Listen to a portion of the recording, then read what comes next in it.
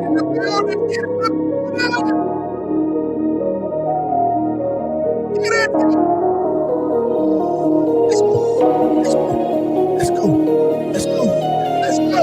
I've been waiting on the sidelines for a long time. Now I'm finally getting in the game. It's about time. This is my time. This is my time. The only thing I consider impossible is losing. I've been waiting on the sidelines for a long time. Now I'm finally getting in the game. It's about time.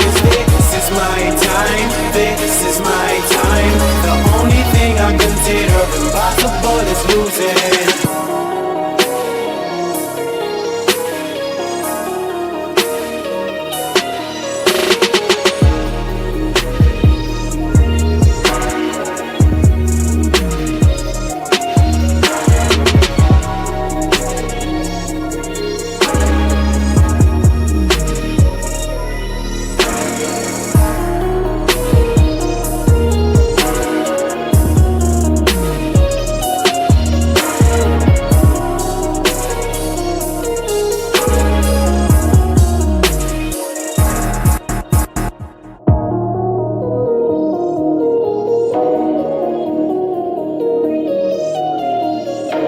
I've been waiting on the sidelines for a long time. Now I'm finally getting in the game. It's about time. This is my time. This is my time. The only thing I consider impossible is losing. I've been waiting on the sidelines for a long time. Now I'm finally getting in the game. It's about time. This is my time. This is my time. The only thing I consider impossible is losing.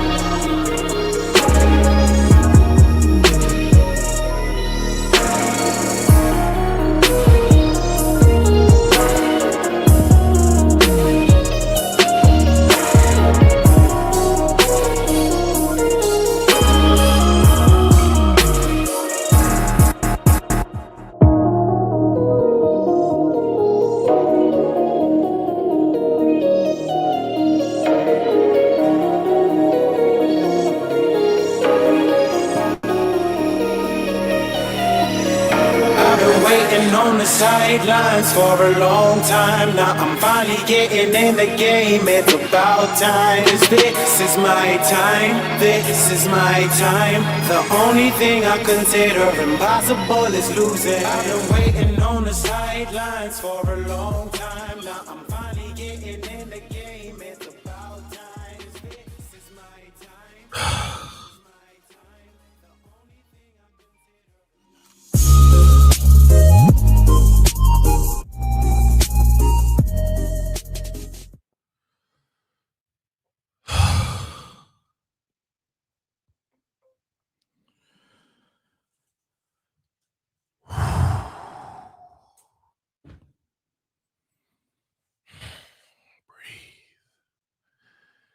Gotta breathe.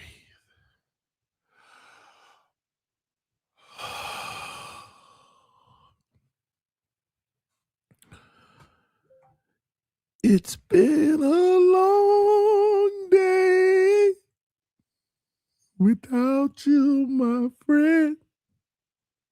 And I'll tell you all about it when I see you again.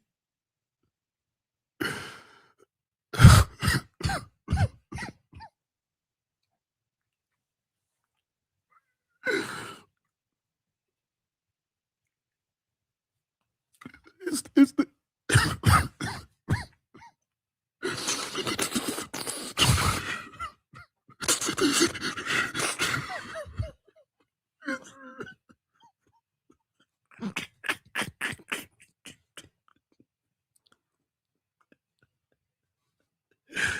Oh my gosh, man. I'm just fooling around, man. I'm making light of the situation. Breaking news, ladies and gentlemen. Tua Tagovailoa is officially benched. He is done We got so much to talk about. We got so much to talk about. You got to breathe, man. Come on, chat. Everybody in the chat, just take a deep breath and just let it go.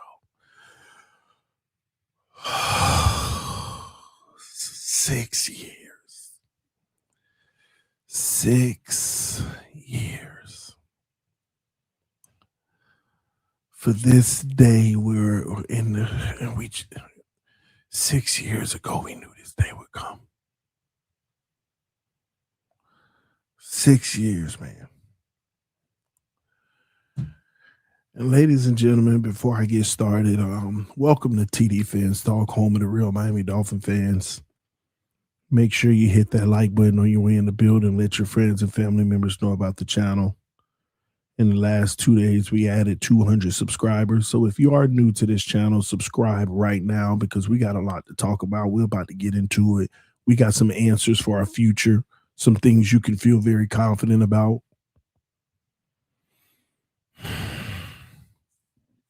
Excuse me. Oh, you caught that? You caught the Tannehill jersey? Oh, man. Remember this, ladies and gentlemen. Let's not make this personal. This isn't about Tua Tagovailoa, the man.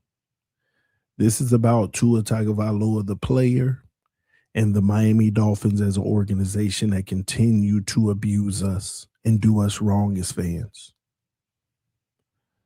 And this signifies new hope, whether they get it right next time or not, but it does signify new hope, and that's what it's about.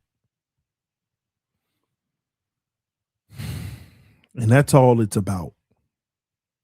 That's all it's about. But this team has been doing the fan base dirty. They've been doing us dirty, man.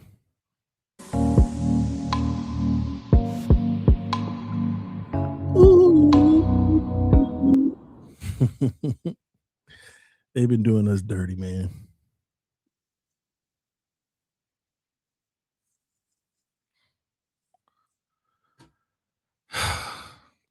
All right, y'all, let's get into it. We got a lot to talk about. Tua Tagovailoa has been benched. Quinn Ewers will get the start. This was one of the theories that I said could happen where, Zach Wilson, do you believe in him, or did you draft the young rookie just to throw him away, or are you going to give him a shot to see if he has an upside for his future? And now Quinn Ewers will have 3 weeks left to give a small sample size of a resume of, hey, man, build upon me. Now he comes into this dealing with 3 tough games coming up, and we're going to get into tour in a second. But, he got 3 tough games. It ain't a cakewalk. He's going to be thrown in the fire against real good competition late in the season, and we get to see, hey, what is this going to turn out to be? But the real essence of this conversation as we move forward with Quinn Ewers and try to see what he's going to be is really Tua Tagovailoa. You don't bench Tua Tagovailoa if you're bringing him back next year, even as a bridge. This offseason, the Miami Dolphins highly likely, more than likely, will be making him available on the trade block, in which we are not trying to get massive compensation for.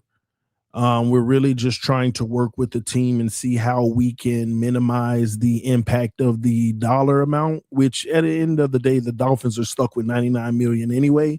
So we're pretty much paying for his services to go to another team. Tua's era is officially over unless some major injuries happen these last 3 weeks and he got to get thrown in as a backup. He is no longer QB1. He is now QB2 and or 3. Don't know. I have no clue. And I'm going to get to the super chats for those who are blessing this channel ahead of time. Thank y'all so much for helping me continue to do bigger and better things.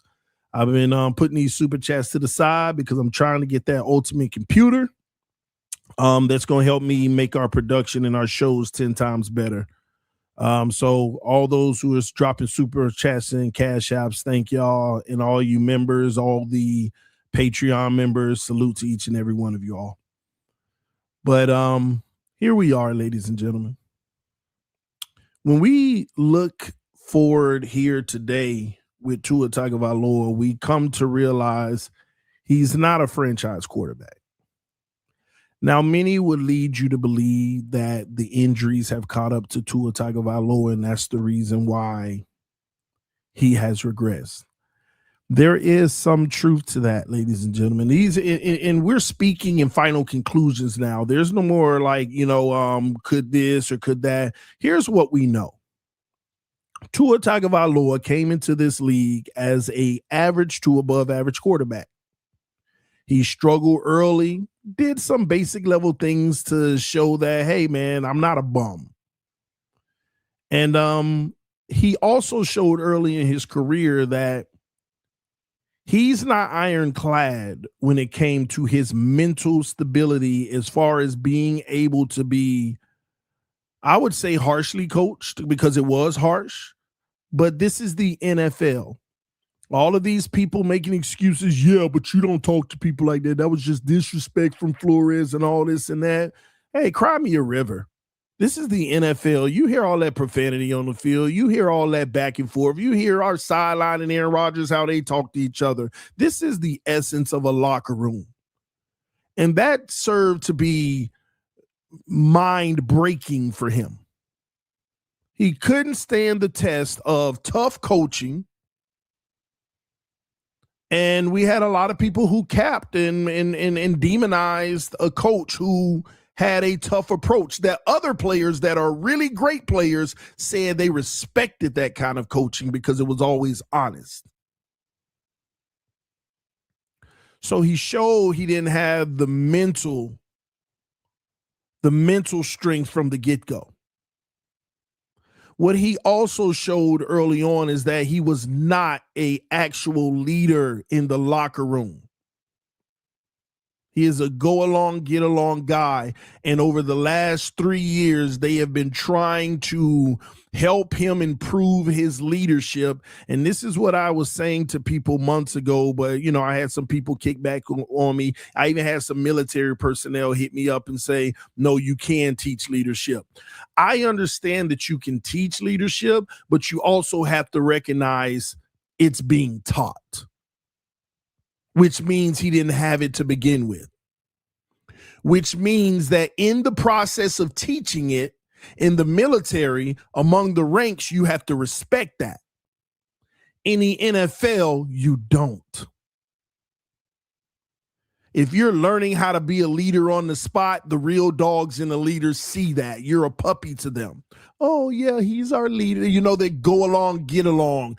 I support him being a leader. Yeah, he's doing a great job. That's what you got.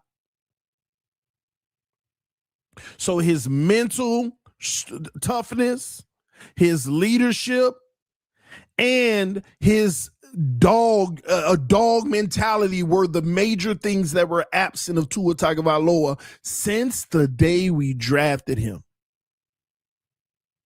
You couple that with slightly above average play, that is not a franchise quarterback.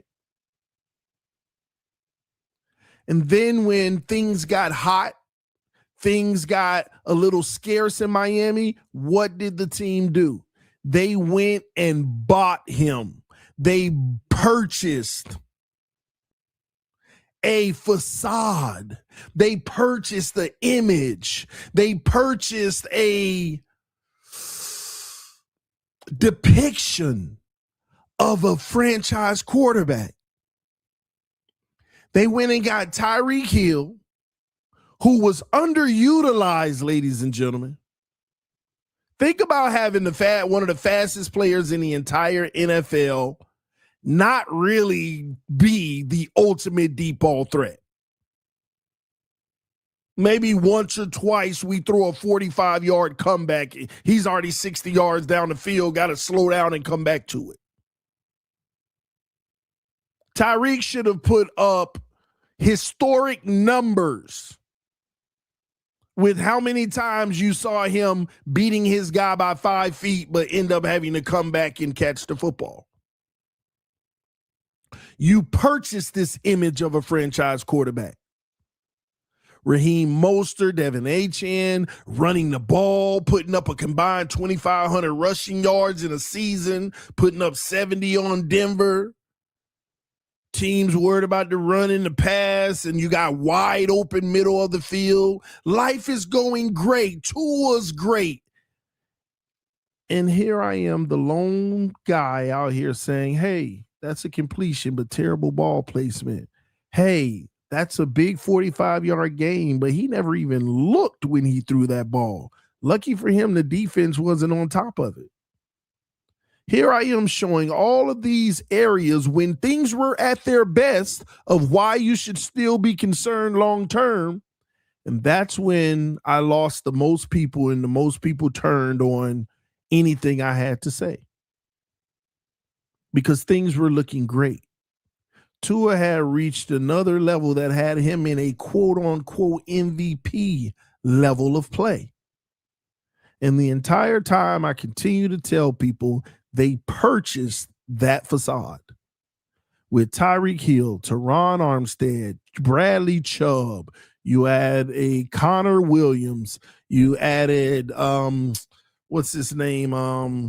The left tackle again, Teron Armstead. Yeah. You add freaking Jalen Ramsey. You add all of these players, Calais Campbell. You add Raheem Mostert. You add all of these complementary pieces. We forget guys like Durham Smythe had a season of 80% completion, and tight ends continue to play well in this system. We added all of this stuff, and teams didn't know what to think with all the speed in the backfield, speed in the secondary, and we were just killing everybody. And all of a sudden, Tua has arrived as a franchise quarterback. And I'm trying to tell people, no, he hasn't. He has exceeded his ceiling. What you saw in 2023 was actually above his ceiling. It was the perfect storm of a ton of new great players, and defenses in the league don't know what to do against it. And Tua with the wide open middle of the field, a great run game, everything was gelling until the league started to understand, oh, this is what they're doing. And you want to know what the league really did? They stopped reacting to the motion. They stopped reacting to the deep threat. They start saying, just play regular defense. We getting caught up on, oh, he's that way, and getting confused. Just play your regular defense. It was all a deception. It was all a deception. And I said it that year. Tua exceeded his ceiling. And you would never see that again, and it will start to regress a piece at a time, because we still got great talent. And I told you all, before the 2023 great season, I said with all this, he should do way better. But the next year is going to be a little less. The year after that, it's going to drop off of a cliff, because we can't afford this talent long term. They just signed him. We can't afford all of this long term. You need to afford a team to carry him every year. That's not realistic, especially when you paid him. So here we are. And right after that ceiling breaking season, it's been a slow regression. And I promise you, if Tua was going to be here next year and stayed, it would be even worse. Because I keep telling people, look at this roster. You think Aaron Brewer's going to play on his last year with no guarantees, going to camp risking an injury when he's the number one rated center in the league? You think what's his name? Brooks is going to do the same thing as well as he's playing. He's Pro Bowl worthy to me, by the way. As well as he's playing on a final year without any guarantees. And are the Dolphins and is Minka going to do that with no guarantees? Is Chubb going to do it? We expected him to get cut, but he's really in that conversation too. Tyreek not doing it, and you probably don't even want to keep Tyreek. But all of the real core good player is Waller going to do it. Resurgence, he can go get a real bag potentially right now. Are the Dolphins prepared to extend any of these guys? We're not in a position to be given long-term contracts at all. And these guys are going to want 3+ year deals. Every single one of them. Except Chubb. Every one of them. A-Chain, you think he going to be running the rock in training camp on a contract year without getting his new deal?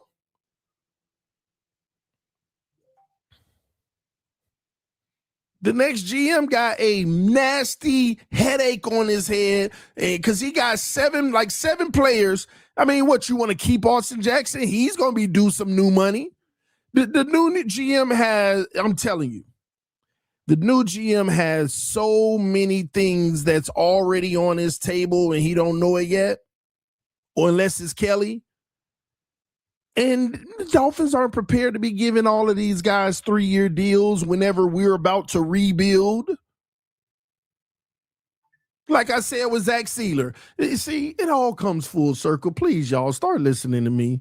I know it. I know people don't want me to have this God complex like I know it all. I don't know it all. But can you start listening to me? This is exactly why I said, why are we re-signing Zach Sealer? Why? We're not going to be good this year. Oh, well, you don't know that. Okay, y'all just stop this mess. Now, Sealer's first year into his new deal. Now we got to deal with maybe another year or two of it while we're rebuilding. And then when we're finally ready to compete, you're not giving him any more money. We love signing people during rebuilds.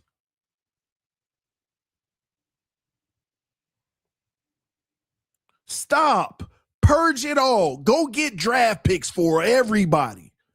Brooks can get you a pick. Brewer can get you a pick. And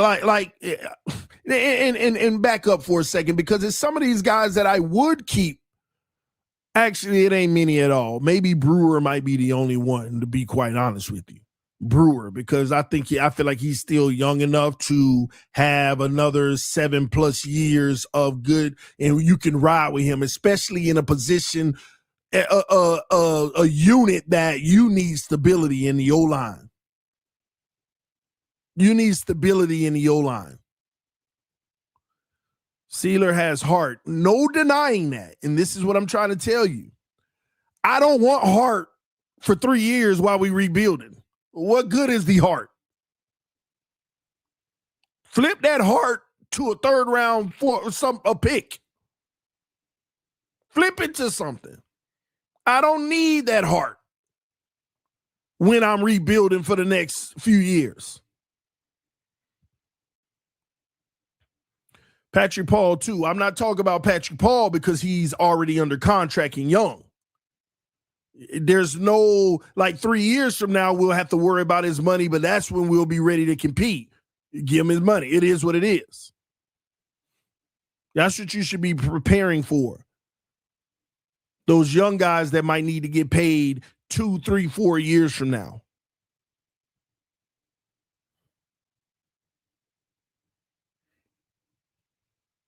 You have to start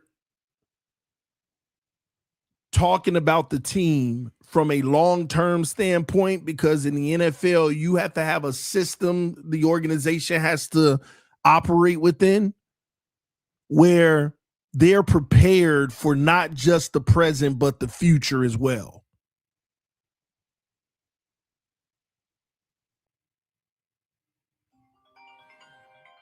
We're never prepared. We're always operating behind and in debt.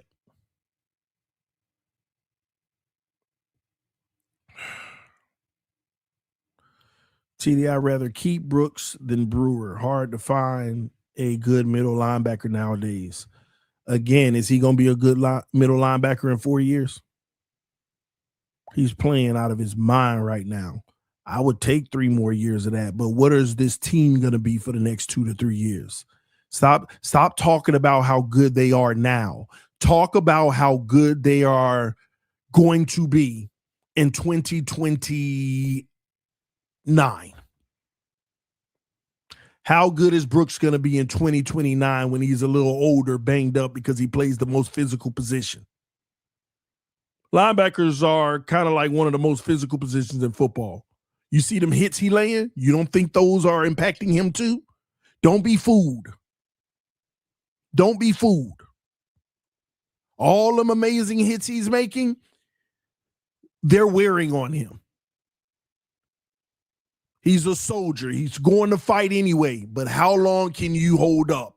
How long can you take that? So we love keeping a guy like that. Let him make some great plays for the next 3 years. Then when it's time to compete, we wondering, oh my gosh, he getting banged up a lot now because he getting older. Oh, he's not maybe not playing the same like he used to because he getting older. He done took a lot of wear. Stop thinking about next year, Dolphin fans. Stop thinking about who you want to keep because they can help us next year. Why are you worrying about next year? We're not the Denver Broncos getting rid of Russ and have still a great team. Do y'all realize we have been purging players for 2 years now, low key, 2 here, 3 there. You finna lose another 3, 4. You're going to lose another 3 to 4 players between Chubb, Tyreek, Minka, Brewer, Brooks, Waddle, HN. That's 7 guys I named. There's probably a lot more, but that's 7 guys right there that are impact players on this team. 3 to 4 of them gone. I can take Tyreek and Chubb off the bat. So that's 2 of them. 5 left. 2 more of those 5 gone. They're gone.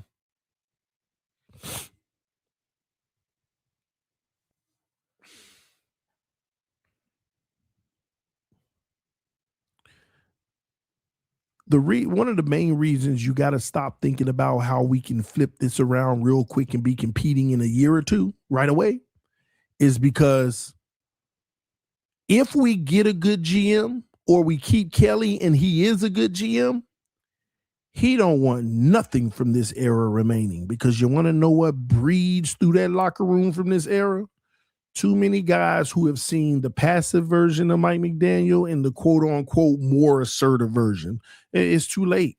It gotta be all fresh minds. You can't have any of the passiveness or weakness bleeding through to the next team that's being built. You can't have any of that. You got to clean house. Get that culture out the door. See, what people don't realize, when you're trying to fix the culture, all this talk, well, we need to change the culture. We got a new culture.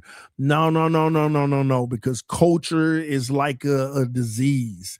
If you leave one little piece in there, now it's still going to start spreading and taking over. It's still going to spread and keep trying to take over.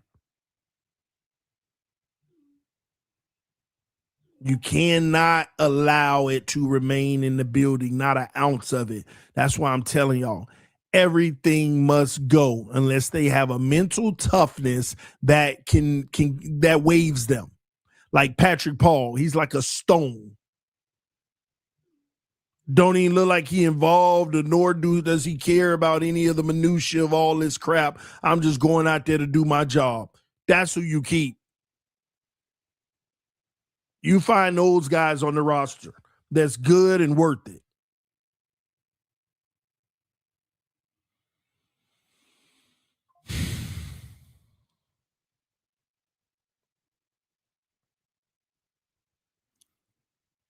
This all started when we paid him, man. It's okay to get a draft pick wrong. It's okay to be wrong about Tua. But the moment you paid him, you went into full out malpractice. Like, do many of y'all realize how many bad decisions we made all the way back to drafting him at number 5 to begin with, just because of the injury? Just because of the injury.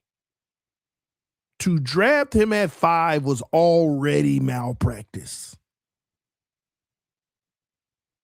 So the whole, it's beneficial, but now it's beneficial that the entire rebuild 1.1A and 1B, 1A with Flores, 1B with McDaniel, the whole thing was a failure.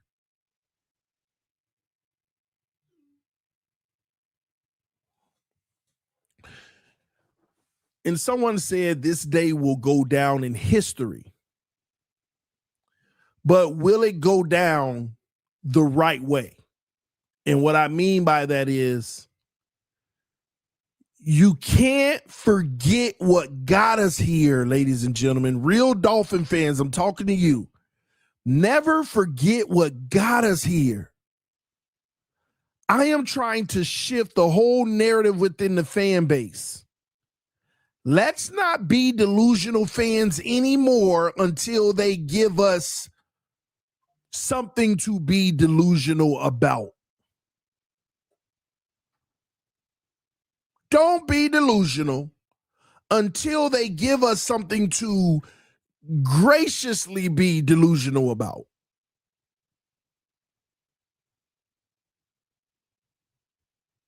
We got to stop giving it up for free. We got to stop just no. You should, everything they do that's stupid, we should be complaining about it. We should be complaining about it.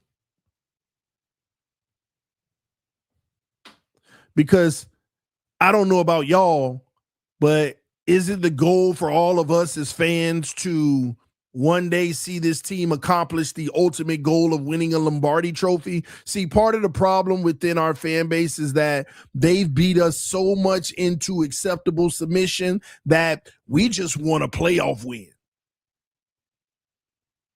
We will be just fine with a playoff win and yeah, relief. What relief? That's part of the bigger problem. Like if we would have had a playoff win last year or the year before that and got bounced right after that, people would probably be up in arms right now. Why they benching him? He having one little bad, blah, blah, blah. I mean, we got a quarterback who won us a playoff game. We would be going to bat right now. Matter of fact, we wouldn't even be complaining as much, which is the saddest part. Because what if we did sneak in and we didn't play Kansas City or Buffalo in the first round and we got another bad team? And we beat them. Like we wouldn't even be here right now. We wouldn't be talking about this. We would still be fighting for mediocrity. It's just funny how things happen in the order they happen in. And what I'll tell you this now, it shouldn't have even went past 3 years. It shouldn't have even went past 3 years, y'all. And the worst thing happened to us. And I told y'all, this is why the worst quarterback you can have is one that's good enough not to be good enough. Because they'll throw out a 2023 at you. Even though you loaded up and got all kind of stuff around them, but they'll still, be competent enough to throw out a 2023 at you. I'm gonna be honest with you. I thought that they definitely was gonna roll with him for 7th year, just like Tannehill. But this benching right here, that signifies they will work hard to move on from him next year. They will work hard to move on from Tua Tagovailoa next year.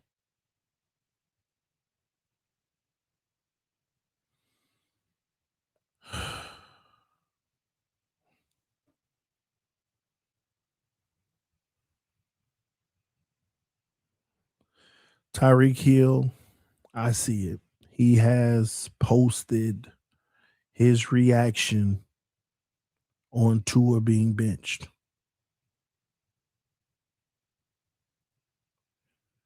Wow.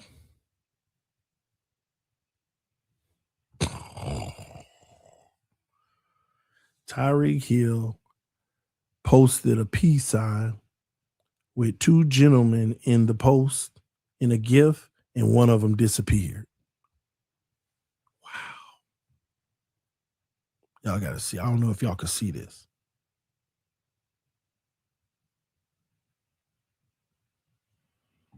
Wow.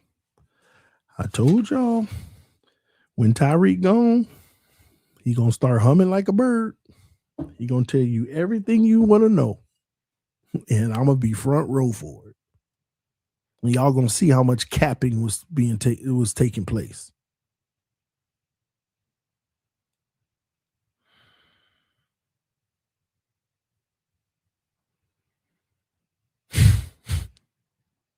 Wow.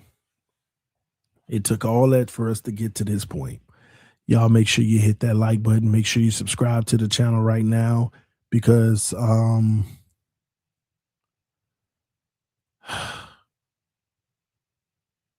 new beginning is on the horizon. And I'm going to tell y'all now, man, I said this yesterday, and for those who missed it yesterday, this is a new beginning, and this is where I actually get excited. I lost passion. I lost excitement.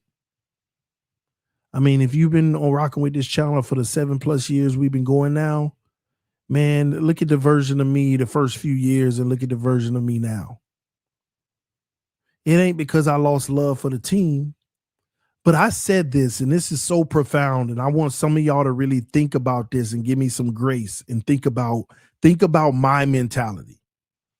Think about doing an evaluation on a player, and you're saying to yourself, this is going to end in a disaster. And you really see that, and you kind of like stand on that, and you know it. And as a content creator, the only thing you can do is be honest and try to show other people. But you have the masses disagreeing and fighting and arguing with you. It starts to feel like a prison sentence. It starts to feel like, oh my gosh, the judge just gave me 6 to 7 years and I can't wait for my release day. But that whole time, am I skipping in prison like, yay? It's like, I could have avoided this. How did I get caught up in the wrong place in the right time? I ain't do nothing wrong. But I knew we were going to end up in jail with this. I knew we were. And I should have just left. But it's my team. I can't leave. It's my team. How do you think that made me feel? This is why I started feeling dull. Started feeling like, yeah, it's going to sound real negative. Oh, TD, you done turned negative. Oh my gosh, you don't have no faith. And everything I haven't had faith about that y'all complain to me about ended up being a failure. Rightfully so. So how you think that makes me feel all these years? And then you got these people over here blatantly lying every day, capping for this mess. And what do everybody do? Yeah, they know ball. TD's an idiot. He don't know nothing.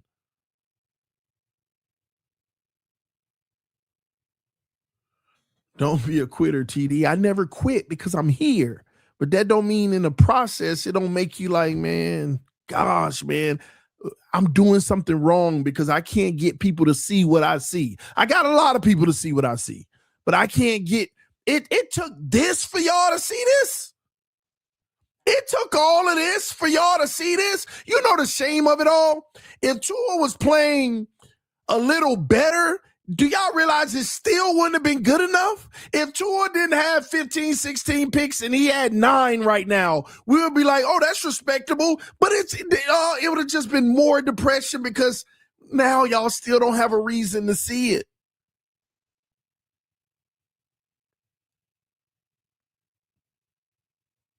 And I see y'all in the chat. A lot of y'all did see it.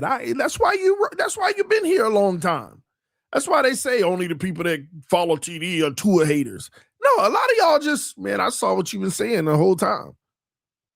It's crazy that nobody else has. And let me tell you, this is what I will get on a large part of our fan base about. I will get on them about it. Y'all let these freaking Alabama fans come in here and just mess y'all mind up. Y'all let them manipulate you and tell you, the real Dolphin fan, they ain't real fans because they ain't supporting QB1. Watch the drop off from a lot of these Tua channels and podcasts and all that. Watch the drop off in about 3 months. Watch the drop off. Watch the fade.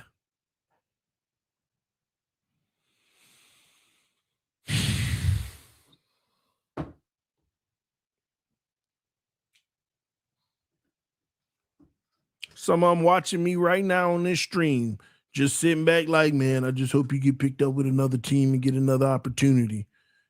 And soon they're going to be lashing out. Dolphins never deserved him.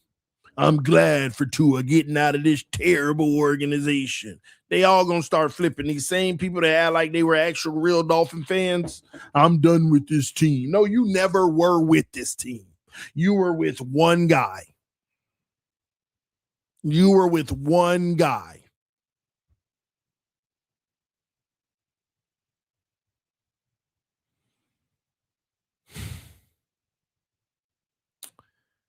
But the entire time they told me that I'm the one with the agenda. I'm the one with the narratives.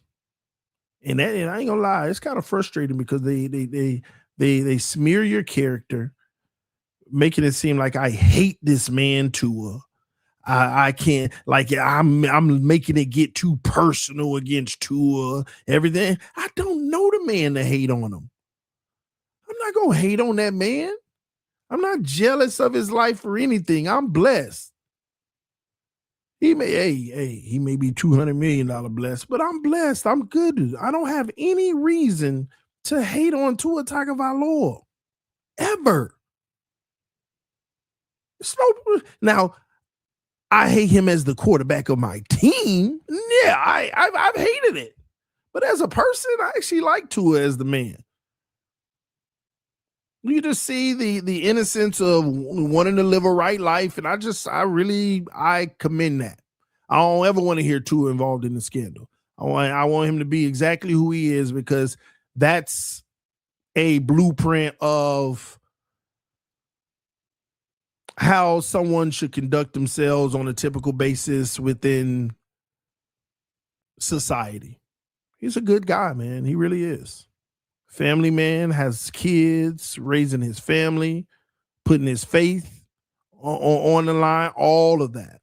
I'm here for that. But with what I do, especially since I have been blessed to do this as a part of my way of living, I have to uphold those same morals by not lying to an audience just for an extra super chat, for an extra subscriber, an extra like.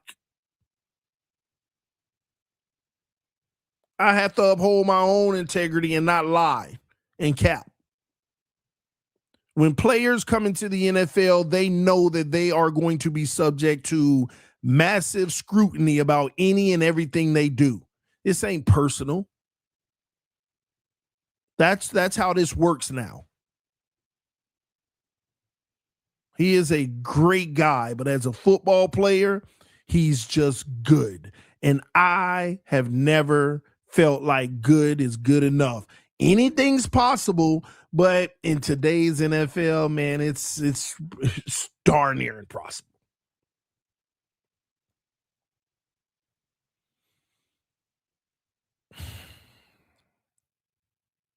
But here we are. We're at this point right now where I believe the last snap for Tua Tagovailoa ended in a game where it resulted in everybody no longer liking him, except VBS, and he just crashing out on X right now.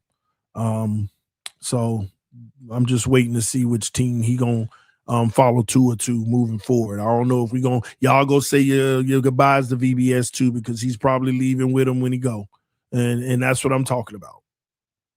VBS is a guy on Twitter, a Twitter personality that been capping in line for Tua since day one. He's been crashing out the last few days. Rightfully so. Oh, crashing out bad. Y'all got to let me know in the chat, though. How do y'all feel about this? Do you think that the Miami Dolphins, well, Mike McDaniel, let's start there. Do you think Mike McDaniel made the right decision with this move, going with Quinn Ewers? Is this the proper move? Do you think that there's still a chance for Tua to come back next year? And let's call it what it is. Again, I want to make sure people are clear. We do recognize that Tua has regressed. But what scares me about the future and your evaluation of quarterbacks in the future, his regression is not, it shouldn't be the reason why he's done in Miami. That's the only thing that I fear the most, is that people will walk away from this really thinking it's the regression. Ladies and gentlemen, he was never good enough to begin with. Like, gosh, we need to understand that so we can pick get behind and support the right quarterbacks of the future, or recognize, no, he ain't it either. Here's an analogy for some people who can't swallow what I just said. In order to be a franchise quarterback, and this is my theoretical point of view on this, so it don't make me right. But in order to be a franchise quarterback that can lead their team in any situation, you need to be an 8 out of 10 quarterback. 8 out of 10. Tua is going to normally operate at a 6.7, but he will give you 7.8 moments. But he will also give you 5.5 moments. He is typically a 6.7 quarterback. 6 to me being average. He's like a 6.7 to 6.8 quarterback. But here's the problem. This year, he ain't no 6.7 quarterback. This year, he's been a 5.2 quarterback. 5.2. Below average. Messing up. And we think since he went from a 6.8 to a 5.2, that's the reason why he no longer needs to be our quarterback. But you're not thinking he was never the 8. In the one little itty bitty moment, he was the 8 in 2023 for about 5 games. He exceeded his ceiling, and that was because of the talent around him in a new system. Teams didn't know what to do. He was never the 8, though. Even if I'm going to be generous, what if I'm on a lot of myself and say, Tua is a 7.9 quarterback? You still need to realize he still isn't an 8. So don't get caught up on, well, he's regressed. Ladies and gentlemen, he's never been enough. Whether it's injuries, whether it's late season collapses, never there for his team when you need him. And do you realize with Tua Tagovailoa, every single narrative has been dispelled? I mean, every single one of them. Not one of them has survived. Remember?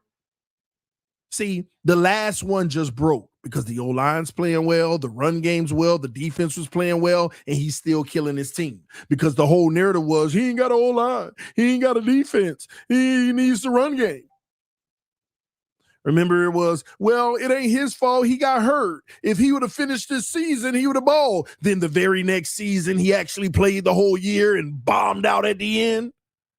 Like, every narrative has already been dispelled. Every one of them. Like, throw a narrative out there and I'll show you the moment it was proven wrong, where the circumstance was against what people say the reason was.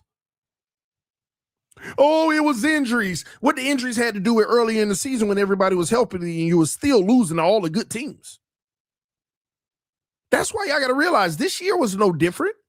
Mike McDaniel, and that's why he might need to go too. Mike McDaniel ain't no different either, because this season, you just beat all the bad teams. And you lost to some of them too. And you lose to all the good ones except Buffalo because it's a division rival. And I keep telling y'all the rule with division games. It could go any way. Don't use those as a measuring stick. Don't use those as a measuring stick. It's no different.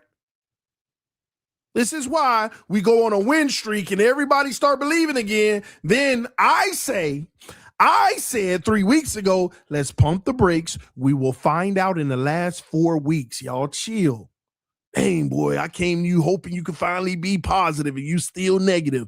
I'm not being negative. I'm just saying that we have a good run the last 4 games where those are the type of teams that can really tell you if, we really did turn the corner or not. Let's wait to Pittsburgh. And if they do it in Pittsburgh, yeah, I'm really going to believe it. And once again, what happened?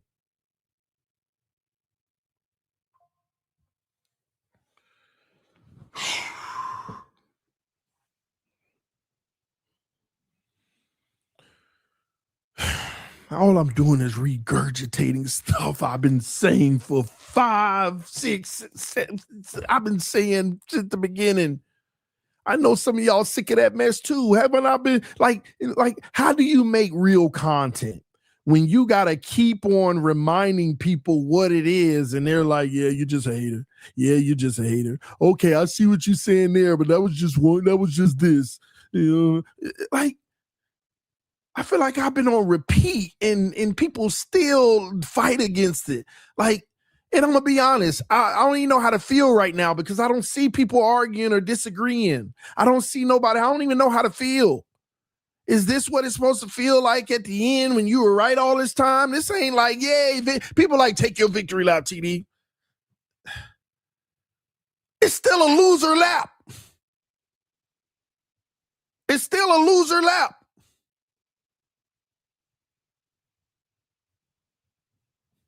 The I told you so don't feel good. Oh, you can't wait for Tua to be gone. You know, I may troll a little, and you know what? I troll a lot. Why? Because I want to enjoy what I do. I don't want to just be all tied up, especially being in. This was a prison sentence, and guess what? Today we're still in prison. By the way, we just got a release date. And you know what? Let me tell you this about the release date. The release date is in 3 months, but all the other inmates know it. And we got some lifers in here that don't like that. So they might start something with me, and your boy might have to protect his life. And, and then next, I'm sitting in front of a board telling me, hey, you got another year tacked on. I don't know. I'm trying to be on good behavior, man. Y'all leave me alone. Y'all stay over there.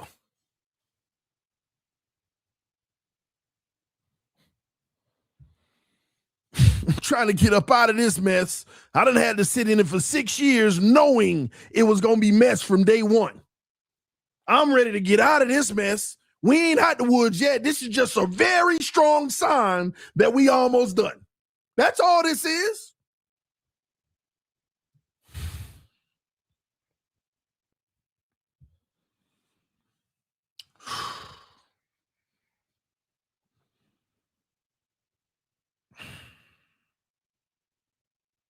So here we are, man. Quinn Ewers time. Quinn Ewers time. I don't know what to think about Quinn Ewers. I don't know if I should take the evaluation serious or is this, just hey, let's get through it, Quinn, and then move on next year. I don't know. But I got to do my due diligence. I gotta go back and watch some Quinn Ewers film from college. I need to go back. Hey, can he Tyler Shuck this thing? Because Tyler Shuck is coming on and starting to play well for the Saints. Maybe they don't draft the quarterback right away next year. They give him a year. Can Ewers come in? And the sad thing is, people are. I'm gonna tell you now. You're gonna be able to notice the hurt people right away. If Ewers goes out there and struggle, the hurt people are going to come out the woodworks. Y'all wanted to bench Tua for this? Y'all wanted to. We have no expectation for Quinn Ewers. We're just trying to see if somebody else can come out there and give a spark, because it is clear Tua Tagovailoa is now contributing to losses. Matter of fact, he's contributing to losses even in wins. Like when you watch like those last 4 weeks, those have been some good team ball games, but Tua has been the one who is saying, hold on, y'all. Don't leave with your L yet. There's still hope for y'all. So just keep playing me. And you never know what I'm going to do to help you. That's what he's been the last 4 weeks in that winning streak. See, I messed up there. Now you got the ball back. You got a chance. Oh, you couldn't do it. My defense is playing better now. So, yeah, I tried to help you get a win, but, hey, the team is playing better. Like that's what we're dealing with.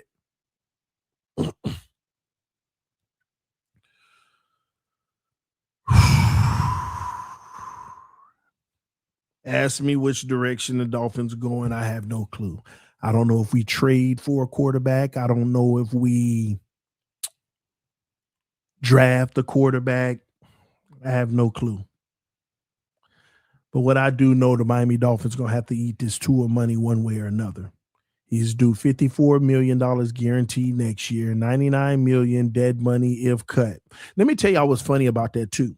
That $54 million he do guaranteed next year, do y'all even know the Dolphins had a semi out even this offseason before March 1st? Like if they would have moved on from Tua before March 1st, it would have been $54 million less of dead cap. We could have actually gotten out of it early and saved a lot of money. I remember when we first signed Tua, and I remember arguing with Omar Kelly, right? I think this was at the beginning of the Dolphins Collective. So it wasn't when we first signed him. It was just this summer. And I remember saying, or it was last year, I remember saying the Dolphins can move on from Tua this offseason. And he was like, technically, when you look at the language in the contract, they will, but they're not extending him and moving on after 1 year. I said it's possible, but Tua did well enough for them to go to that next year, which is this year. They could have actually gotten out because on March 1st, $54 million, an additional $54 million became guaranteed. A lot of people don't know that. It means you sign the deal, but you could scratch it up right away almost after one season. You still got a lot of dead cap, but it's not the situation now. And it was dismissed because it was like, they're never going to do that. I mean, no team does that. Which is correct, but we had an opportunity to. But people would have scratched their head like, why would they cut to? See, I was advocating for it then. I just knew they wouldn't. And if he on the roster March 1st this year, he get more guaranteed money for the following year, but it ain't big. That's why this is the out. Screw that money, man. Get that man his checks, and let's move on and try to be a better organization. Try to be a better organization. Now that Tua's done, okay? You ask yourself, what do you want to see for the rest of the season?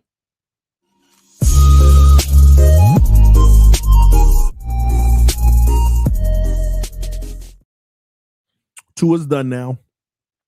He's still going to be a topic of conversation for a while. But what do you want to see for the rest of the season?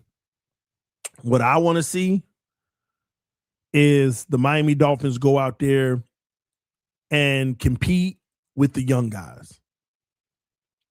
I don't care about Zach Sealer being in the middle anymore. Put them DTs out there, whether they struggle or not, give them real NFL experience. Like, we got to care about the future. We got to care about the future. I'll give Jalen Wright a little bit more carries and keep HN healthy. Why are you going to risk getting him banged up even more? You lose his trade value, or you screw him up being on this team next year if you don't trade him, if he gets a bad injury. Why? I would shut Waddle down as well. Guess what, Malik Washington, Eskridge, and all of these guys? And I know people are going to be like, no, you can't do that to Quinn Ewers. Yeah, you can. This ain't about Quinn Ewers going out there throwing 300 yards for 4 touchdowns. This is just about him getting NFL experience and getting the field and seeing if you see some intangibles and things like that within them that you feel like you can move forward with. You got to shut people down, your big-time players. If you trade Bradley Chubb, he can play. If you're cutting him, I mean, it's up to you if you want him to play. Not a big deal. Minkah Fitzpatrick, are you re-signing him? If you're re-signing him, sit him down. If you're not re-signing him, yeah, hold on. I gotta look at that. Does Minkah have one more year, or is it UDF? I mean, not UDF, unrestricted free agent UFA. Let me see. I think he's the one that doesn't have another year under contract. So they won't even have trading rights. Give me a second. Minkah Fitzpatrick. Contract.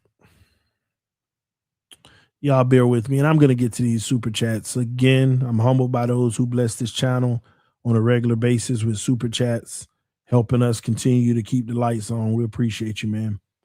So, something that I didn't know, that Miami sneakily restructured in July his contract, adding $16.25 million signing bonus to give him guaranteed money and security, while also creating $11 million in cap space by moving money from his 2026 salary into 2025, making him do $17.5 million in 25 and $15.6 million in 26.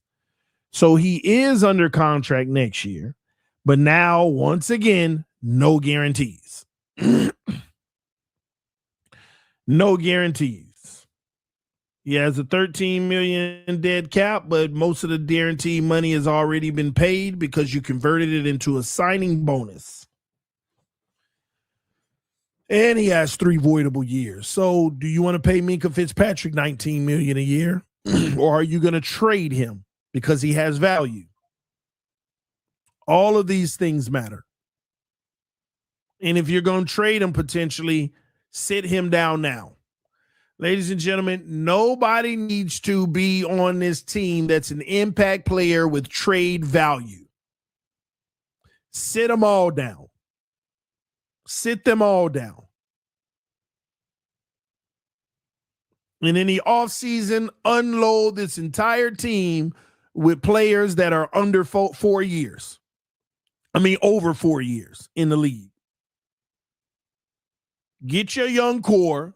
Go in the draft, get some more players, and bring in your 15 undrafted rookies. And get some guys who were high draft picks that have not played well in the league in free agency. You know, that first round, 22nd pick overall, who ain't played well yet, got cut after year 3, free agency, bring him in for a $2 million deal. Let's see you if we can spark something out of some of this stuff. This should be trial. We're in trial mode right now. We're in who's ready to build something. Kenneth Grant need major snaps. Same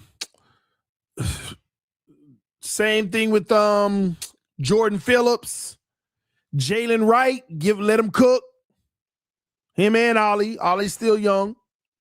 And guess what? Young receiving core, y'all get to play a lot. Y'all get an opportunity to go out there and run some real NFL routes and be a part of the offense for 3 weeks. Malik Washington, all the Washington guys, the Eskridge, all of them.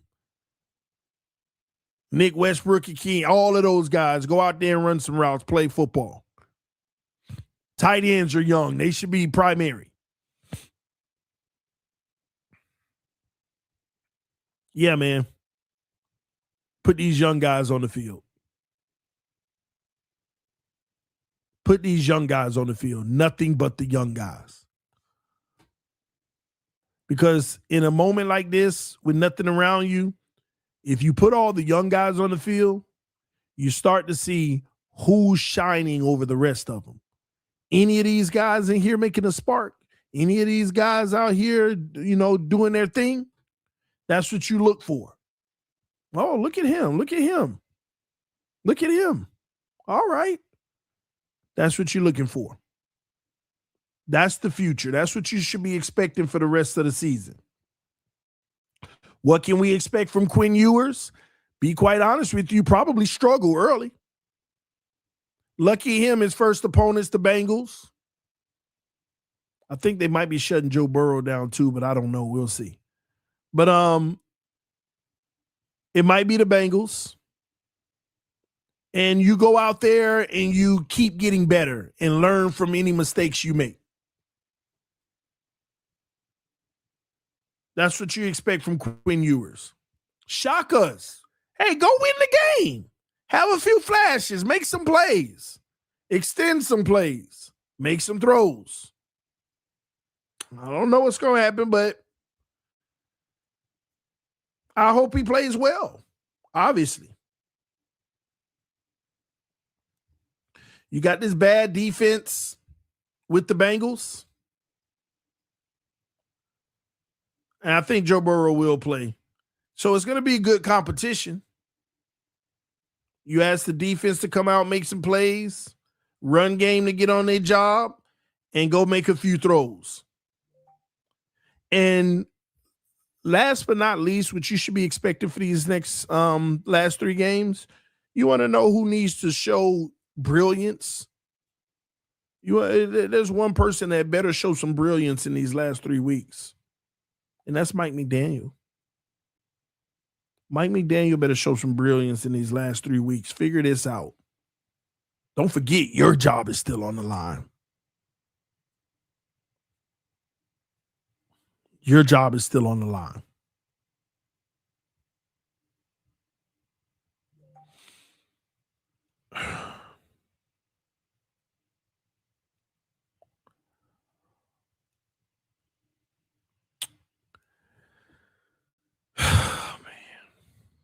An era is coming to an end. Do y'all want to draft a quarterback next year knowing we're going to draft around maybe like 12 or something like that? Or do you want to go grab a guy in free agency and wait for the next year's class? I want to know that from y'all. Where's your sentiments on that?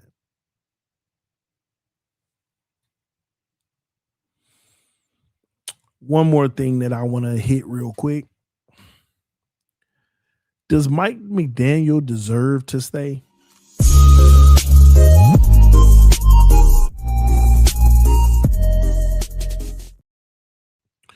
Now that the season is over, does Mike McDaniel deserve to stay with the Miami Dolphins moving forward?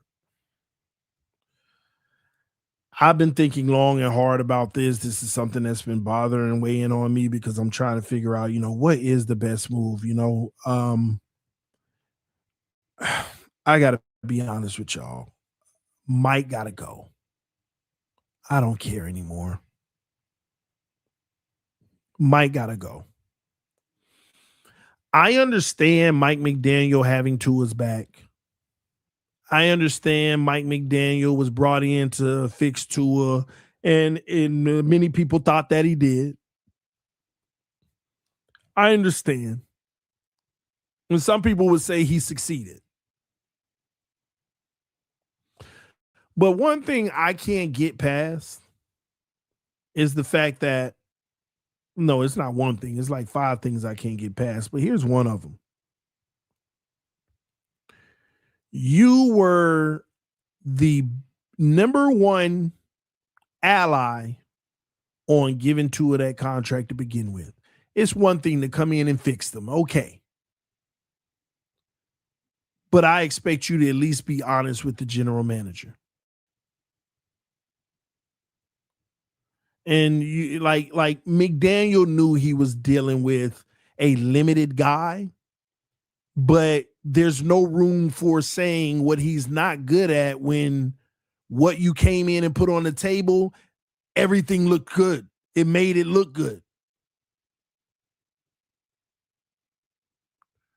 So I understand you're not going to say, hey, Tua can't do this, can't do that. We really need a guy that can do that, because it was all working at one point.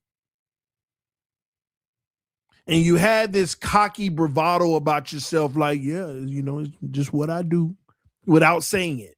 Let's be honest. The happiness, like all of that stuff, like there was really no backbone behind it. Just riding the success. And every single time adversity faced the Miami Dolphins right in their face, our coach did not have our team prepared, not just Tua, but everybody.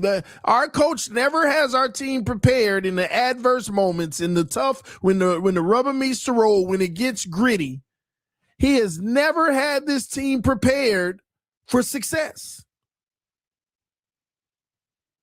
I don't care about the win streaks against the bad teams and the 70 points. When we needed it, we love to beat on Tua, but it's him too. It ain't just Tua in them games. It's the whole team. But that's his responsibility. And okay, we can forgive you for all of that, but you went and advocated for more of it to be extended. That's not sound judgment. That is not good judgment. I can't trust that man moving forward.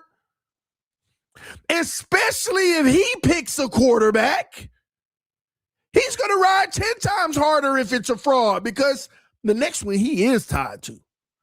There ain't no coach in the team, because McDaniel is actually replaceable, but people don't realize, and here's why. You don't have a say on your own defense anyway. You ain't really running this team. We got an offensive coordinator and a defensive coordinator that act as if they're co-coaches, just one of them speak out on the normal and do all the press conferences. That's how I feel.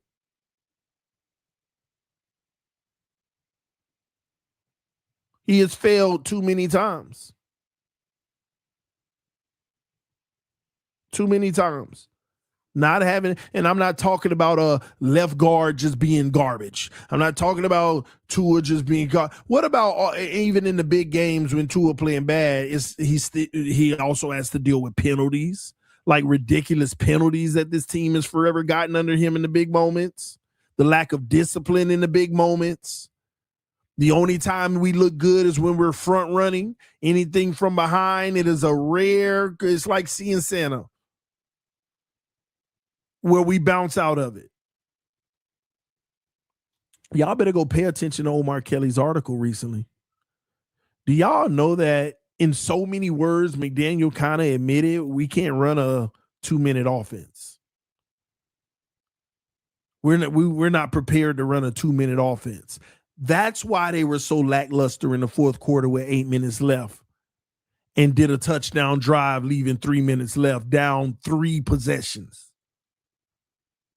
That's why. He basically, in so many words, admitted we're not prepared to operate a 2-minute offense. You're only prepared to be in a close game or up. This team has always only been prepared to be in a close game or up. Not talking about no Baltimore game. One of the rares. This team has never been prepared for that.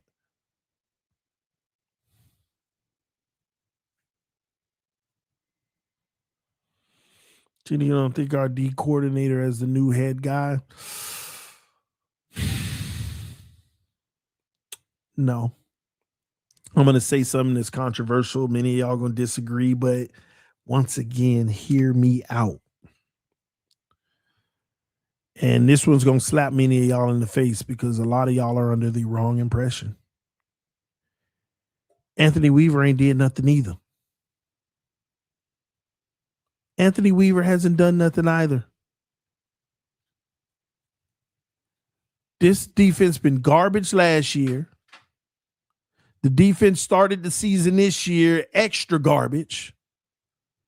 And now that they start playing 4 or 5 good games in a row, don't forget I told you, let's wait for the Pittsburgh game and then we'll see if this defense is. Yeah, they held their own for a while, but this ain't that kind of defense. And now to give Weaver grace, the personnel ain't great either. But still, we got to stop putting them on a head coaching pedestal when we don't see nothing. Like, you want your next head coach that ain't been a head coach to do something miraculous. Miraculous. Like, how these guys playing lights out, getting 5 turnovers a game, and not in a 4-game stretch. I'm talking about in a season.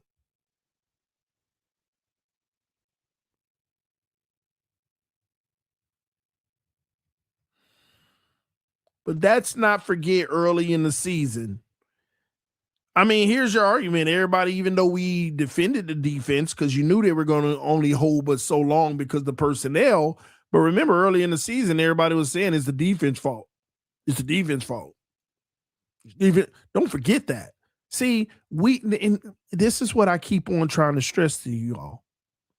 We keep on allowing short-term 3-game, 4-game, 5-game stretches to define who we think we are instead of looking at the context of the streaks. For the last 3 years, all you got to do is go look at the context of the streaks. 9 times out of 10, they're against bum teams. And every loss that's sprinkled in is against a legitimate one. We got to stop getting so used to the fallacy of, oh my gosh, our running game going for 300 another week and another week and another week. And then you play a good opponent. Oh my gosh, we didn't go for 300. We went for 80 combined with everybody. But we still got those 5 games ingrained in us. And this is just an anomaly. Well, you expect them to have a bad game eventually. And we just give it a pass. Then we go back to playing a bum team. Yeah, see, there you go again. See, there are anomalies. But when your anomaly starts to have a sub tier of consistency, that's when you got to say it's not an anomaly. And what's the sub tier of consistency? Good teams. That's like anomalies happen. But if the anomalies only happen when you play a good team, then it's no longer an anomaly. It's you're playing a good team. When you start to get the trend, when you start to get a greater sample size, that every time we have an anomaly where the run game don't go well, the O-line don't play well, the defense don't play well, when you start to realize every single one of those off games is actually against a good team, it's not an off game. You're just not as good as you thought because they perform well against the bad teams. So I'm sorry, I'm not actually a Weaver advocate. If they select him as a head coach, let's give him his opportunity.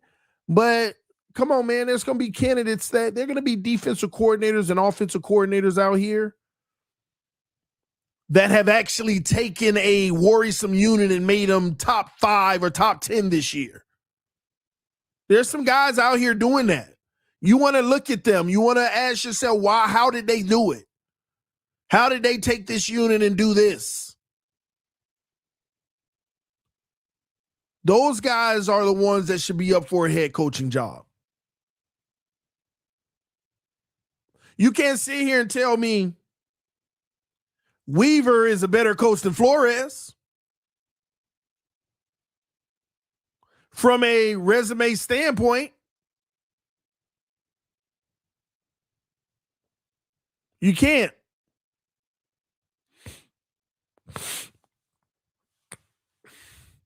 Defense was not boo-boo against good teams. Tua has been. The defense hasn't been bad against good teams the whole game, but eventually they completely collapse. Eventually they completely collapse.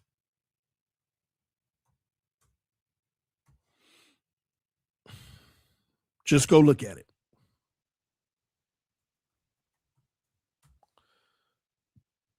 Give me a second. Pull something up for you. And then it makes you wonder, what good teams did we play, though?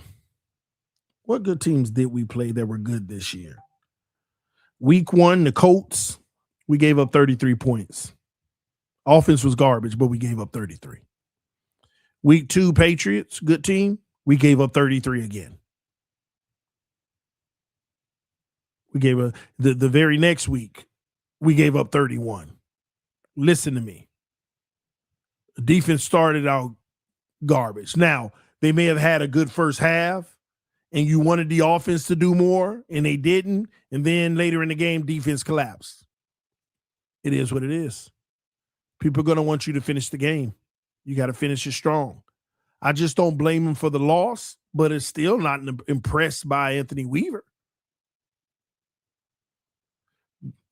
Then they had an okay game, giving up 21, but it was the Jets. Context. Then the next week, you gave up 27 to Carolina. Come on, man. Then you gave up 29 to the Chargers. Then you gave up 31 to the Browns. This is consecutive. Not until you played the Falcons, who have had their own share of drama, did you actually do something.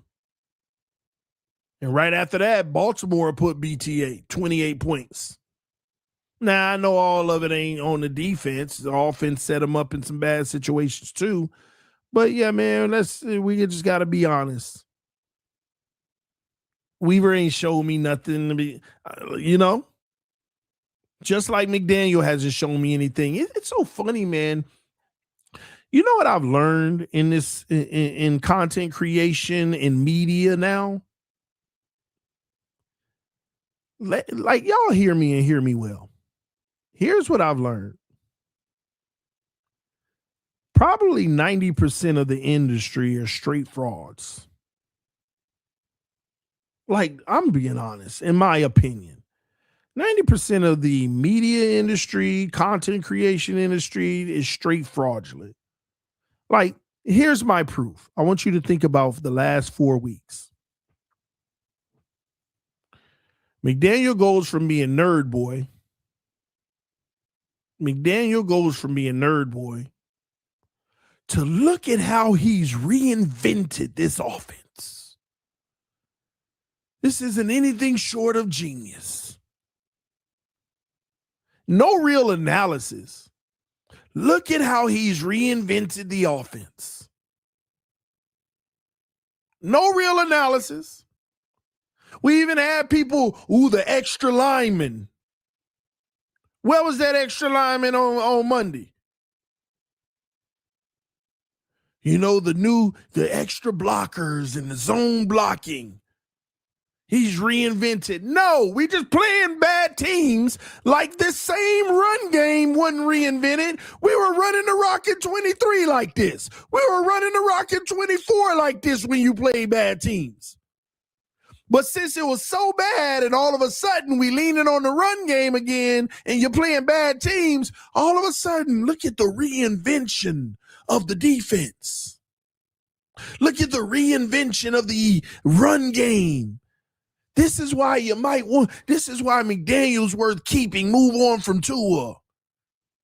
And all I said was, okay, maybe that is right. Everybody's saying it. But I think it's important for me to be responsible here and wait for some games that can really test your run game, can really test your defense.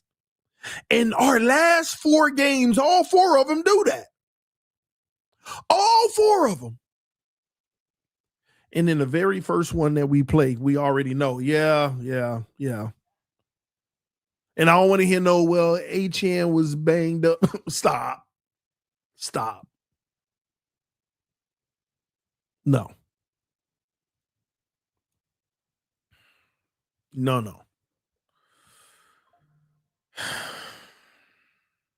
People like, why did McDaniel stop running the football? Because y'all stopped seeing Pittsburgh's defensive tackles start to adjust and get and follow that zone blocking on the outside and make those tackle for the losses and those -1 yard gains or those back to the line of scrimmage or those 1 yard gain. We ain't used to that. We used to 7 yards on first down. Then anything's possible.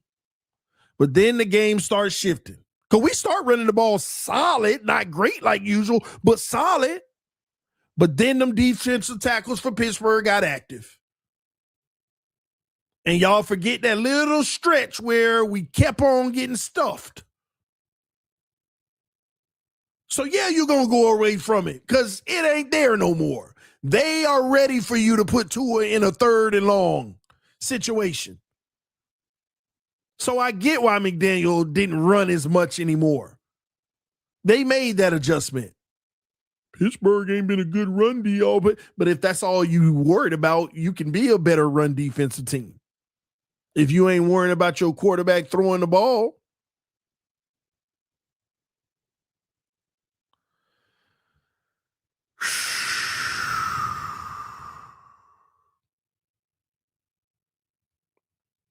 Somebody said McDaniel is the second coach to bench Tua on performance.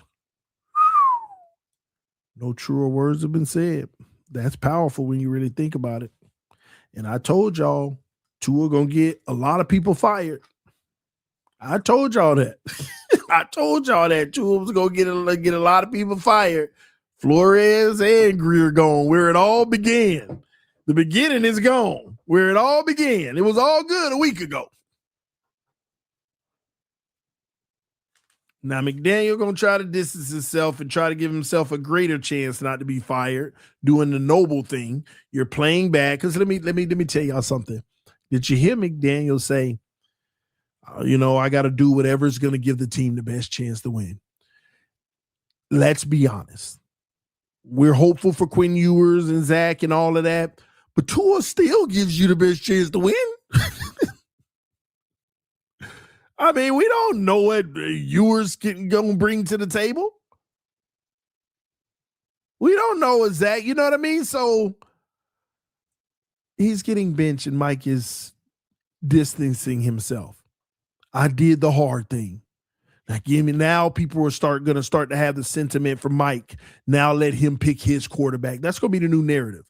Let him pick his guy and see what happens. That's what the narrative is going to shift to. Let Mike pick his guy. And that could potentially save his job if enough people in the media and everything keeps on saying it. Somebody said, does he though, TD? You knowing is as good as me knowing. Man, listen, we don't know nothing because we don't even know the man who's gotten the general manager job. We have an interim. That's penciled in. Until you know the man that's going to be running the front, you don't know what approach we're taking. I have no clue. But listen, man, I'm finna get ready for 4th and Forever at 1:00. Y'all make sure y'all come to that. We got a big slate today. I'll be live again at some point. We also got Dolphins Collective at 6, and then we have AFC East Roundtable at 7 p.m. That should be interesting too. Here we are, man. But it's new beginnings. It's okay. Now the Dolphins, we got to sit back and hope they make the right decisions. We're going to be following it all right here on TD Phins Talk, home of the real Miami Dolphin fans. I'm going to do everything I can to bring the news to y'all as soon as it happens, as I always do, and give you my honest, real take and thoughts on everything we do. You're going to always get the truth here. Not going to sugarcoat it just to be right. I'm going to tell the truth whether I'm right or wrong. The truth got to come out. And I see all y'all in the chat. TD, you were right from the beginning. TD was right all along. It's not a prize for me, man. It's not a prize for me. At all. Could you imagine the Dolphins going to get let's go back to Josh Rosen. Could you imagine today the Dolphins signing Josh Rosen off of the couch? Because I don't think he's in the league. I don't know where he is. He might be, but I don't think he is. But could you imagine them signing Josh Rosen off the couch and saying he's our future? And you just saying, no, he's no good. Why are you doing this? And they're just like, hey, it's the old line, and they make it every excuse in the world, and years are passing. Could you imagine that? So maybe that's a great analogy for some of y'all to put yourself in my shoes the last several years. And don't let them have some sparks. Bad throw, but a great receiver made a heck of a play. And, oh, my gosh, we winning some game. Could you imagine? That'll give you perspective because Josh Rosen is terrible. And you know that already. But could you imagine everybody around you believing he's the future?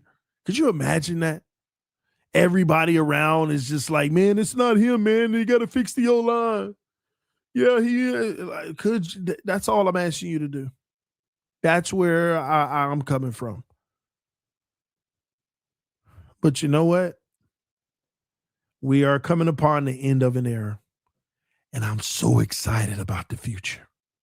Get back to being happy about my team, man.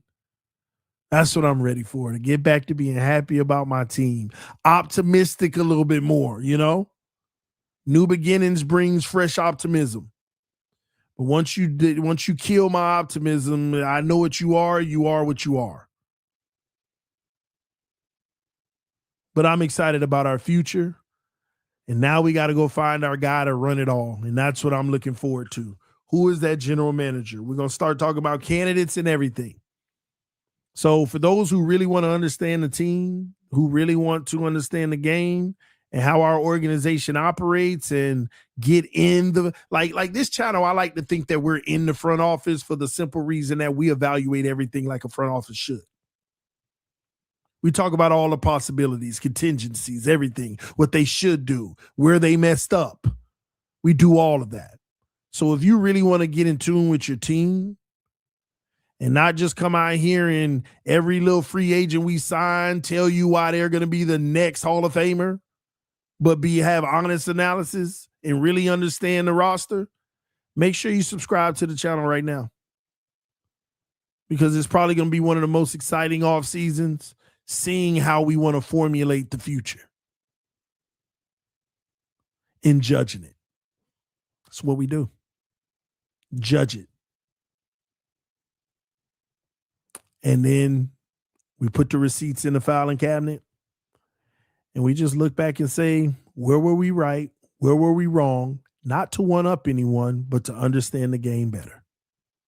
This is where we were wrong. Now let's talk about why we were wrong so we can understand the game better. Here's where we were right, and continue to tell people why we were right so that they can understand the game better. Because one of the most nastiest things that happens doing what I do are the people who start to resent and hate each other because of their opinions, just like politics. It's crazy. This ain't a hate channel. It's a channel that want to talk about the X's and O's and have healthy debate. So Quinn Ewers is the future. Let's get it. Let's see what he does, man. Where are all my Quinnineers, or is it Ewers? Ewers. Where are all the Ewers? Are you a Eweneer? I'm a Miami Dolphin fan. I'm not a Eweneer, but I am going to root for him and support him. And if he does good stuff, I'm going to tell you about it. If he does bad stuff, I'm going to tell you about it. But let's be clear on one thing moving forward. The way you evaluate a fifth overall pick versus a guy like Quinn Ewers, those are two different evaluations. The expectation for one is totally different from the expectation from the other. So let's be fair in that sense when we evaluate Quinn Ewers. Now, if we draft him fifth overall, he in the fire like Tua. But Quinn is going to get grace from me. because he should be getting better and developing. You want to know what I want Quinn to end up being? I want him to develop to the point where he becomes a legitimate backup for our future quarterback if they go down. But he's going to be given the opportunity to even exceed that and maybe one day become the starter. I just don't have that projection yet because I need to go do further work on Quinn just to see, hey, is this somebody I could actually get behind? I need to go watch them ranked games. I watched a few, but I don't even remember them because it's so long.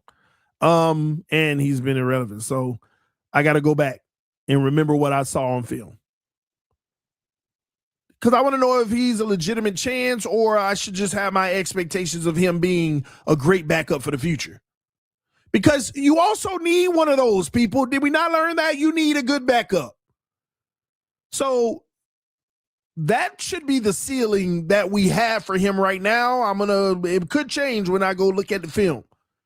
But that's what you should be hoping you're getting out of him. Constant improvement, not game changing, but you know what? Holding his own. Solid games. You see how Tua played not good the last 4. Let's not talk about the Pittsburgh game. Let's talk about the 3 before that. You see how Tua didn't play good, but we won anyway because of the run game. But he also didn't play horrible, but he wasn't good. That's kind of what you want with your backup. You ain't got to be great, but don't lose it. Well, Tua was trying to help us lose the game. So just do enough to where we don't lose and let the run game and defense carry. And we might lose some of them, but I need you to be able to win 2 out of 5. That's my rule for backups. Can you win 2 out of 5? Can you win 2 out of 5? Ladies and gentlemen, that should be all backups rule. I know people like, no, you want them to win every game just like the starters, next man up. The real expectation for a backup is to win 2 out of 5 games. And if your main guy got to be out more than 5 weeks, you're probably screwed anyway. But a backup is supposed to be able to hold you down up to 5 weeks. If they taking over for a full year, then you're probably in trouble regardless. So can you win 2 out of 5? Now, some people will argue with me, no, I need a backup to win 3 out of 5. Then you're not looking for a backup. You're looking for a starter. You're looking for a starter. Because 3 out of 5 is literally as 9-6 with 2 games left. That's a 10 and a half win quarterback. If you want a backup that can win 3 out of 5, that's a 10 and a half win quarterback. That's a starter. You're not looking for a backup. That's a starter. And you ain't got enough of those. You ain't got enough guys in this league that can win you 10 and a half, 11 games.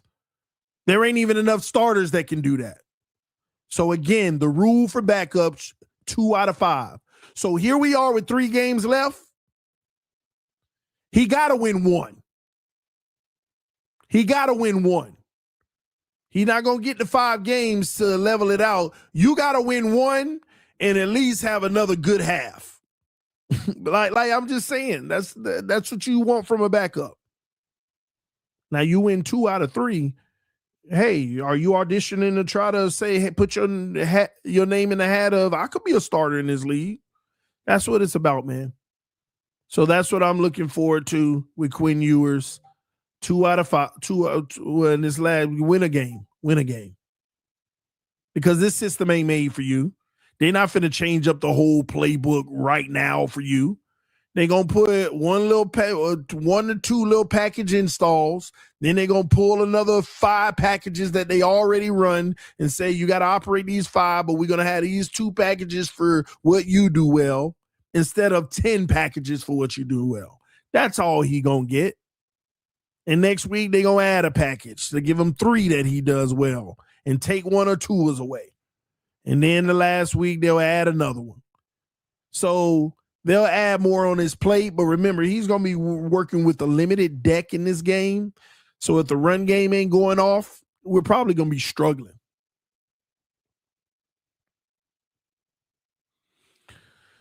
Quinn Ewers time. Thank y'all so much for tuning in to TD Fins Talk, home of the real Miami Dolphin fans. Again, make sure you punch that like button.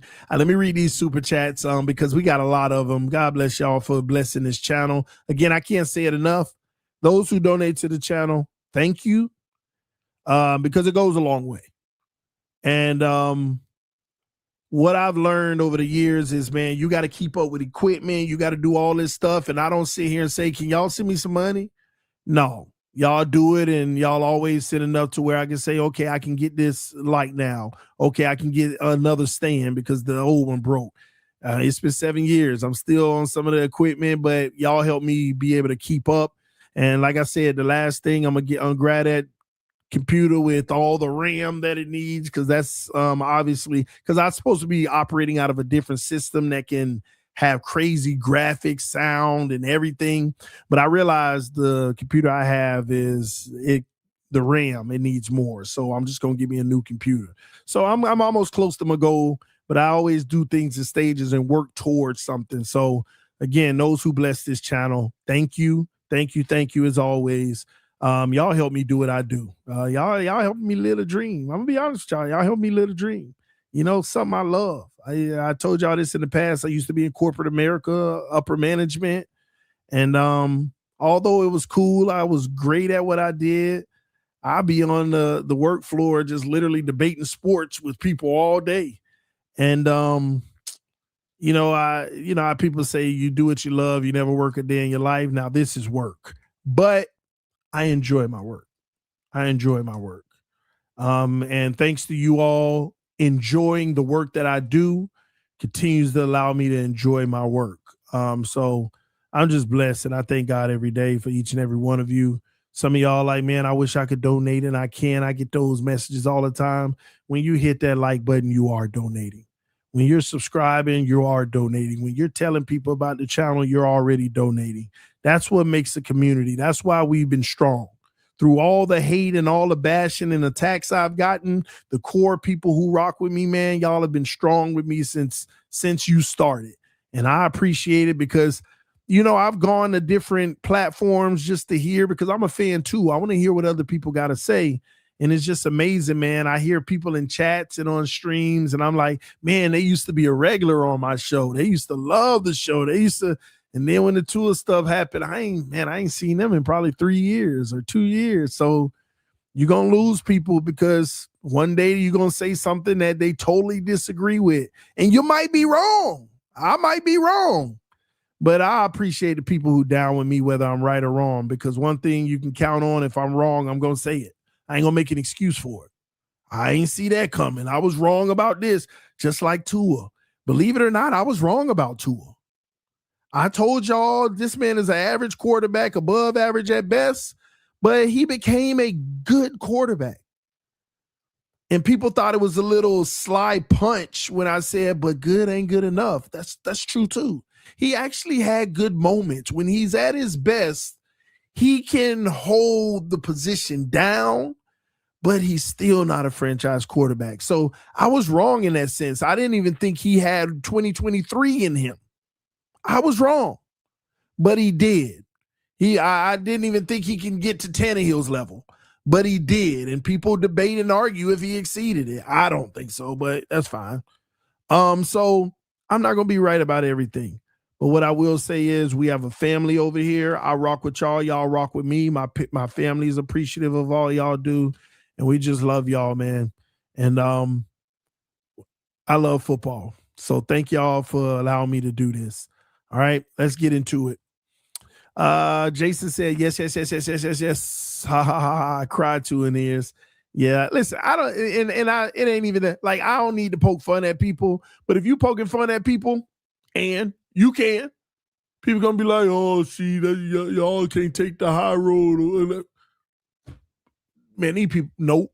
These people put us through. I'm a troll a little bit, you know, but because I don't care. I don't feel good about it because, again, I knew that this day would come, but it would hurt even more because I also wanted to be wrong.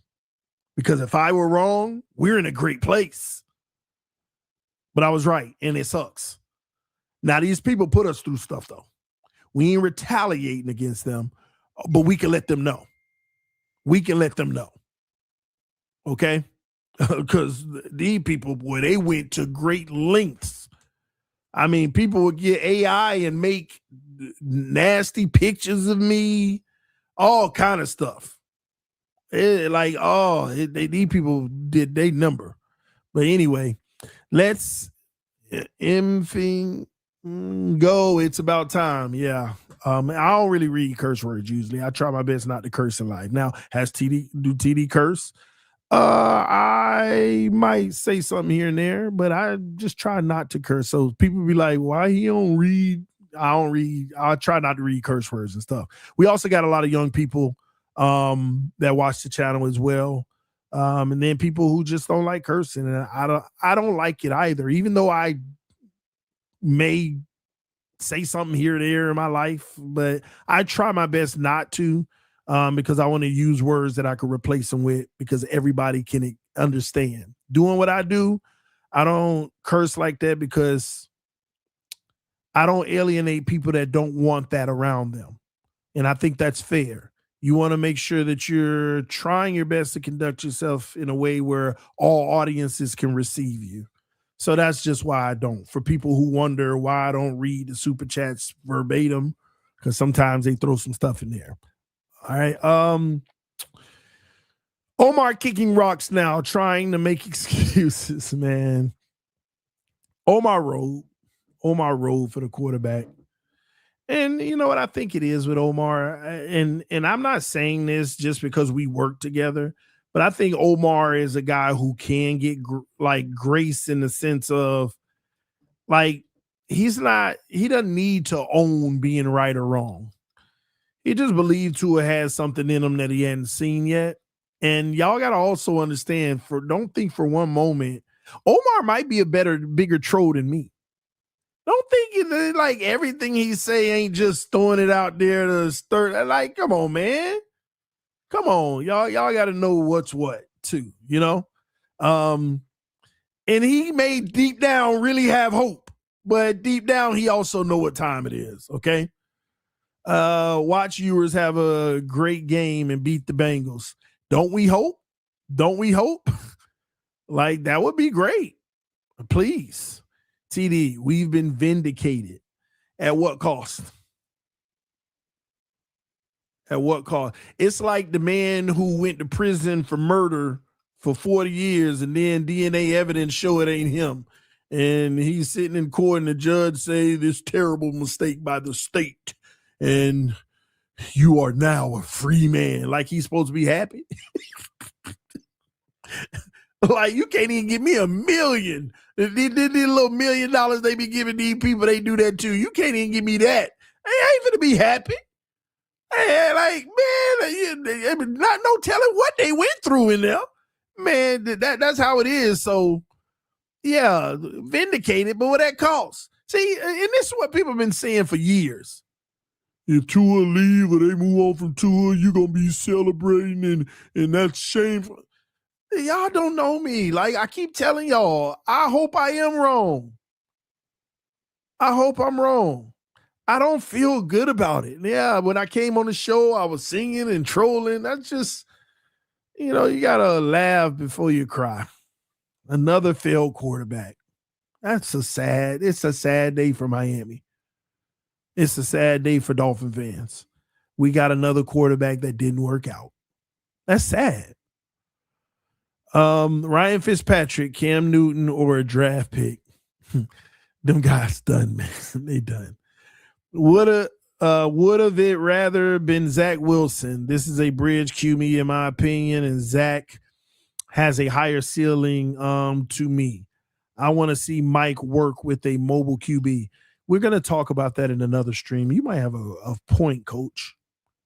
You might have a point. I kind of considered that too, but I left it alone because, again, we don't know who the next general manager is going to be.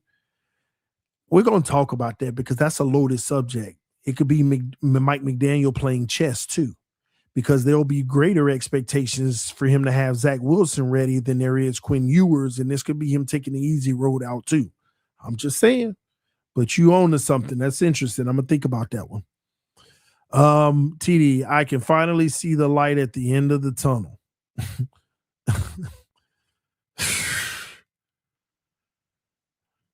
You've been in a dark tunnel for a long time.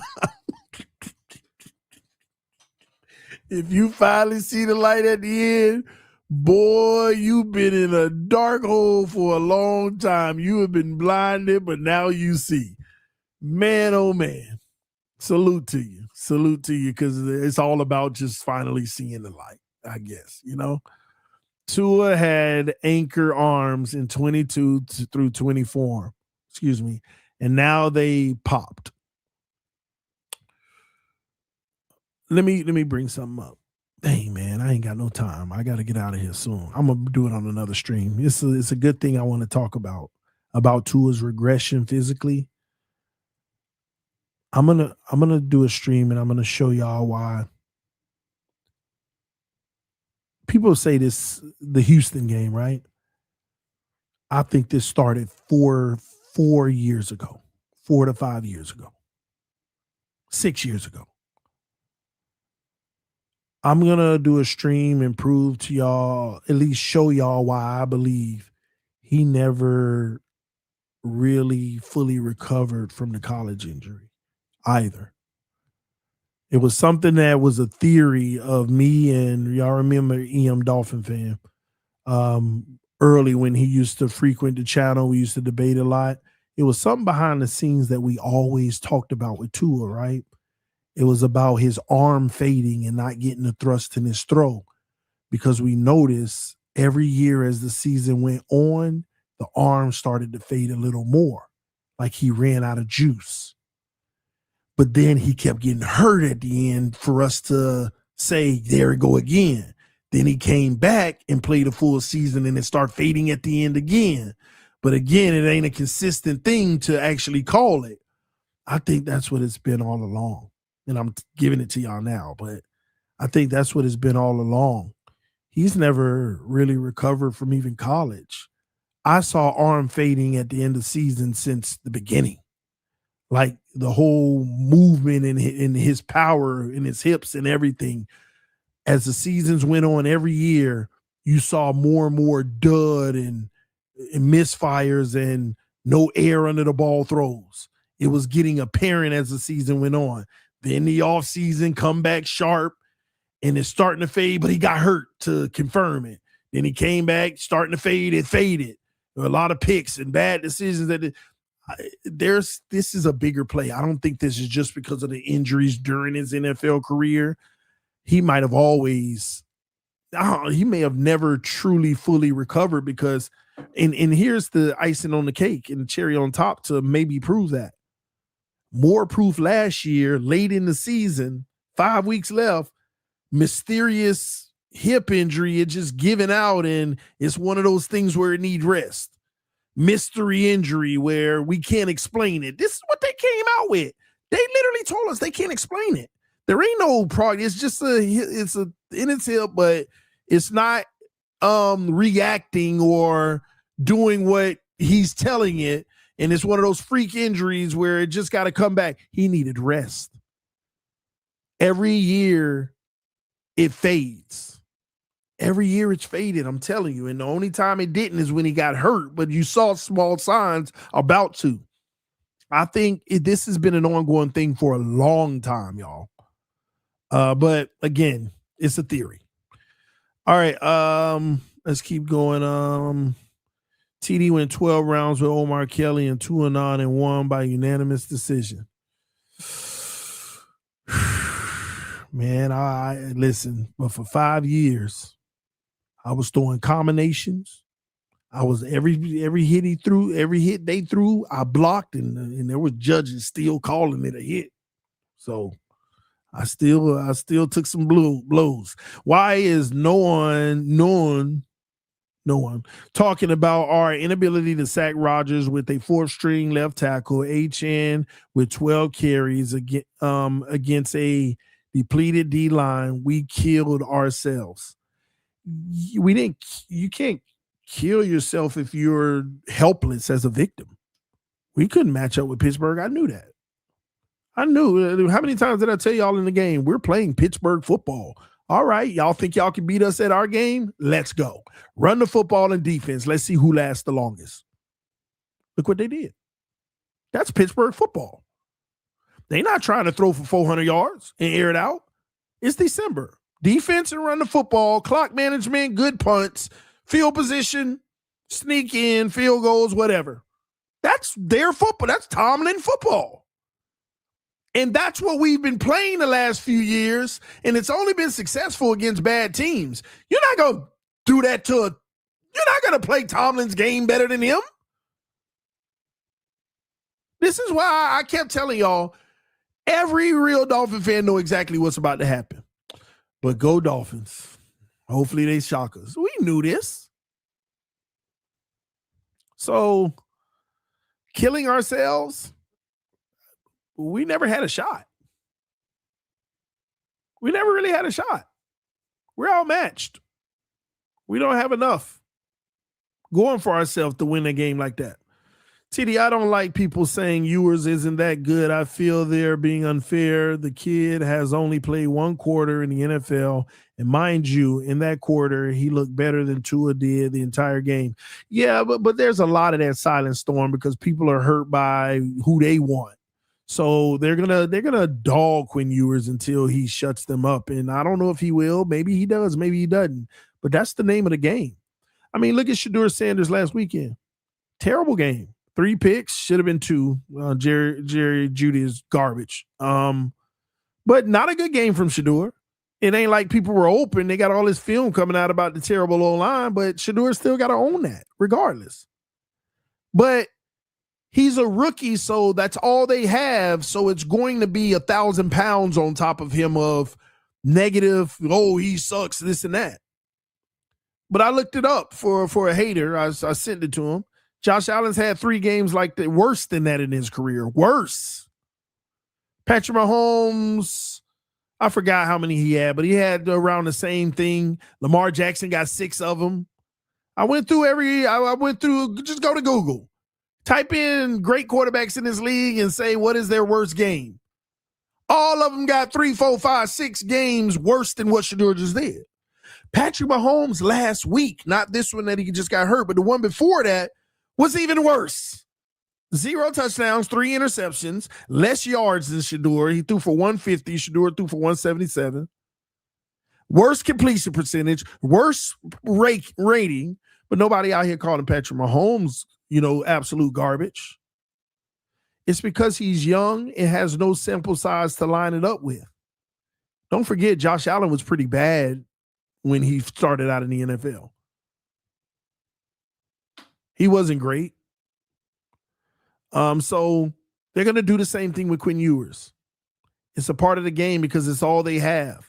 You got to go out and shut them up. And then you got to start to have some consistency. Maybe you're back and forth, good game, terrible game. Good, but eventually you got to start stringing together good game, terrible game. Good game, terrible. And then as long as it's getting better. Now you're putting 4 streaks together. Now it's about, can you be good competition? So you have to evolve and grow as you go. But we're going to be fair to Ewers. I'm going to be fair to Ewers. Where he got drafted, I'm going to be fair. I'm not treating him like Tua Tagovailoa. There is a different expected starting point. Haters are going to treat him like Tua because they want to see, y'all wanted this. We should never even expect Ewers to do what we expected Tua to do, especially if Tua didn't even do it. Don't worry. Within the next few days, y'all going to get that stream that come across. Was Tua a bust? What is a bust? We'll talk about it. Is Tua a bust? If we fire McDaniel, I'm done with this team. That man won 6 games with the worst quarterback in the league, 1 hit from his life ending, and a bad roster. So why weren't you done with the team for firing Flores then? Did he not do all the same with less talent? So I don't know. All right, beyond the details. I'm just saying. It never should have needed to be this obvious for people. A brief flicker against bad teams in 2023 set us back a dark road. Yeah, down a dark road. Yes, you're correct. He's right, y'all. It shouldn't have taken all that. And the crazy thing is, it actually did take all this. It actually did take all of this. It actually did take all of this. Could you imagine if Tua was playing like Trevor Lawrence right now? Oh my God, we'd be stuck another 4 years because Trevor ain't it. I'm telling you, y'all gonna learn the hard. They gonna learn the hard way with that. Let me tell you something. As y'all know, I'm a co-founder of Roundtable Sports. So last night I hosted a show because our host wasn't able to be there. I hosted a show for AFC South, the Bucks, Panthers, and all that. Right. My heart just dropped inside when the Carolina Panthers representative said, well, I asked, is Bryce Young the future? I'm looking at his numbers. He's had like 3 games where it's like, wow, but a whole bunch of just underwhelming 120 yard, 117, won a whole bunch of those games too this year. All these under 200-yard games all over the place. Is he the future? Do y'all believe in him? And when he said, well, the one thing I will tell you, you got to give him his 5th-year option now. I was just like, really? In my mind, I ain't say it, but I was thinking to myself, really? You think they should give Bryce the 5th year? Why? Why? You don't have to. Why?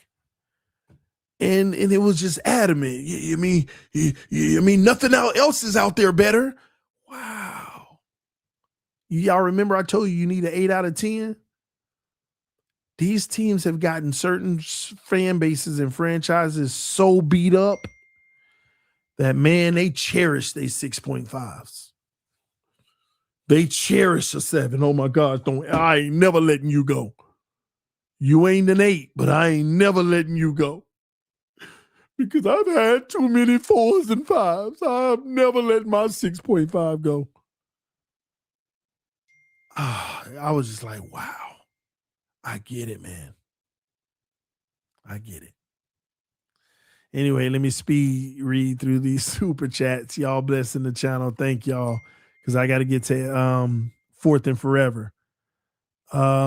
And y'all better show up tonight for the collective too in AFC's roundtable, man. I just hearing other people's perspective, because I ain't gonna lie, I'm going in tonight. Yeah, I'm going in tonight. On the believers, the ones who believed.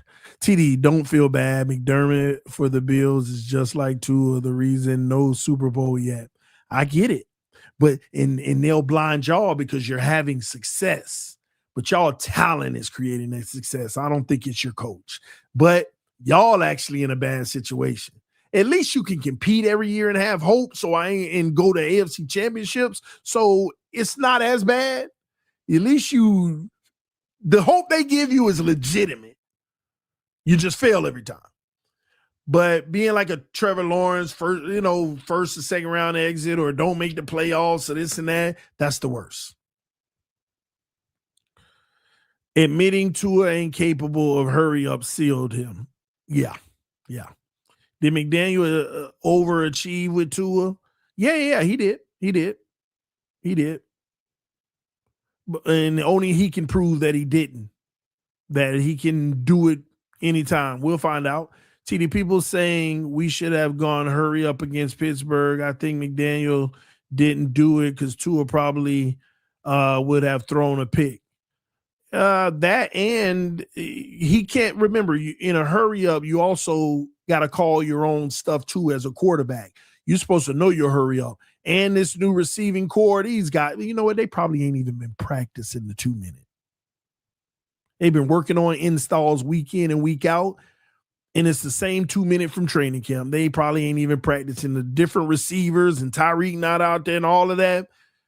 It would have been the operations nightmare. And that means McDaniel ain't got his team prepared. He got to go. He got to go. That is the time it makes you feel hope, but do we trust the organization to make the right decision? Don't doubt them, because the new people need a fair shot. That's the one thing I think all fans owe the organization. You got to give a new general manager or a new coach a fair shot, and a new quarterback. And as soon as the first day they're in the building, the first decision made, that's when you can start to break down, agree or disagree with everything, but you got to give them a fair shot. And McDaniel really really at fault, I think.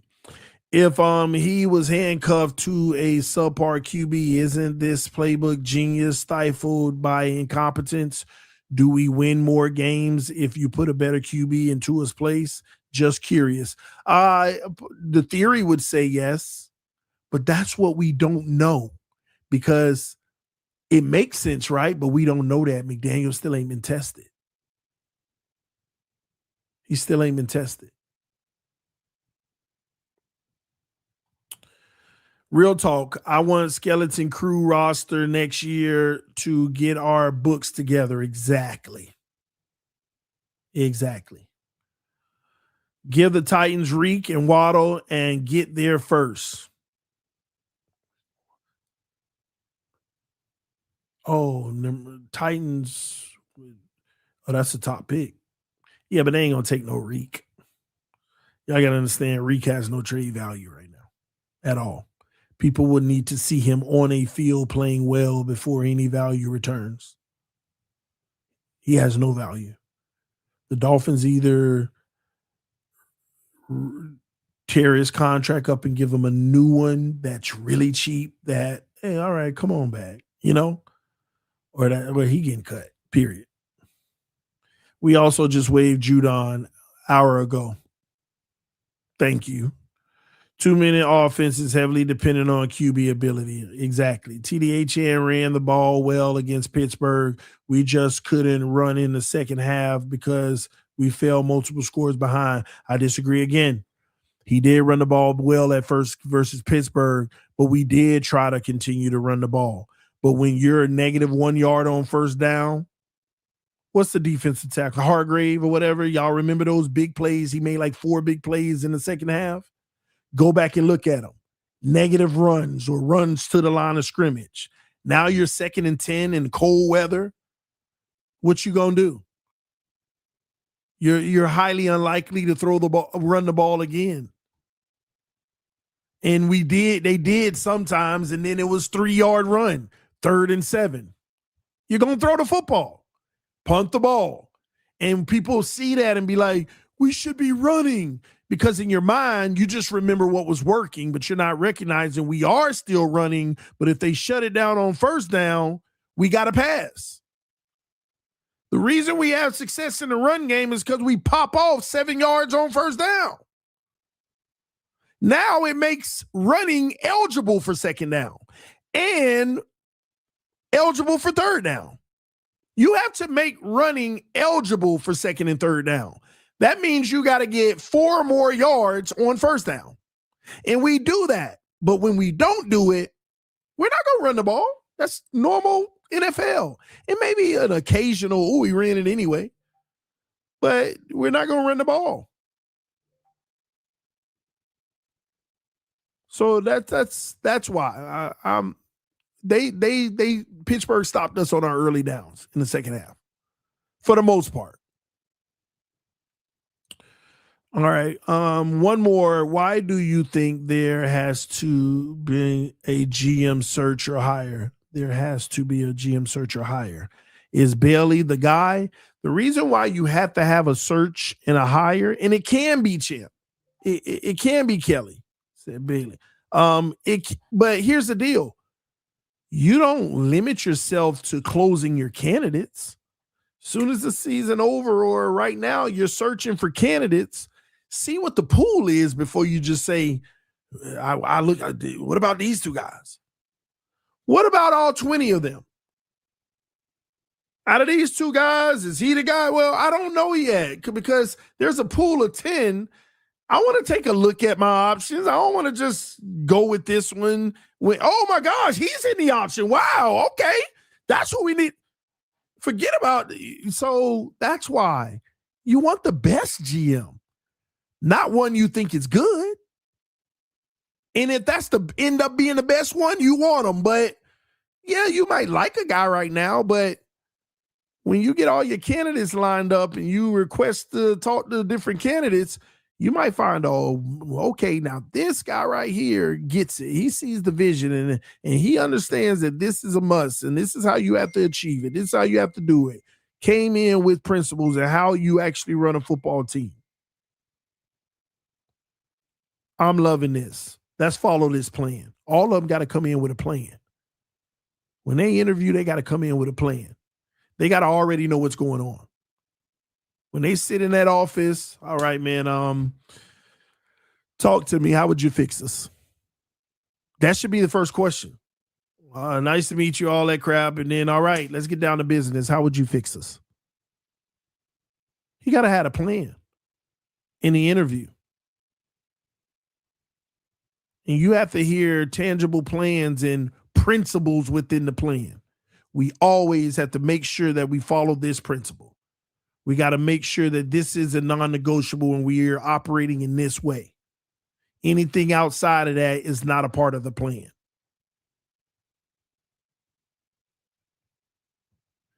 We're going to be a team that builds through the draft, not in free agency. We may grab a few complimentary pieces and some bargains in free agency, but we want to build through the draft.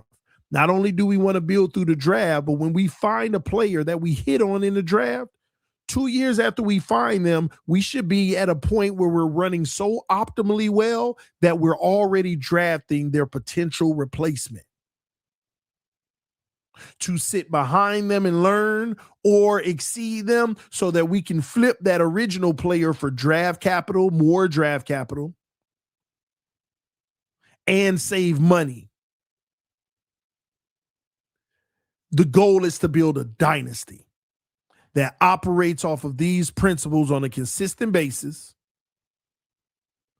and we don't waver from it. Yeah, the real chess of it all is when the unknowns come. We were banking on that, and he got hurt.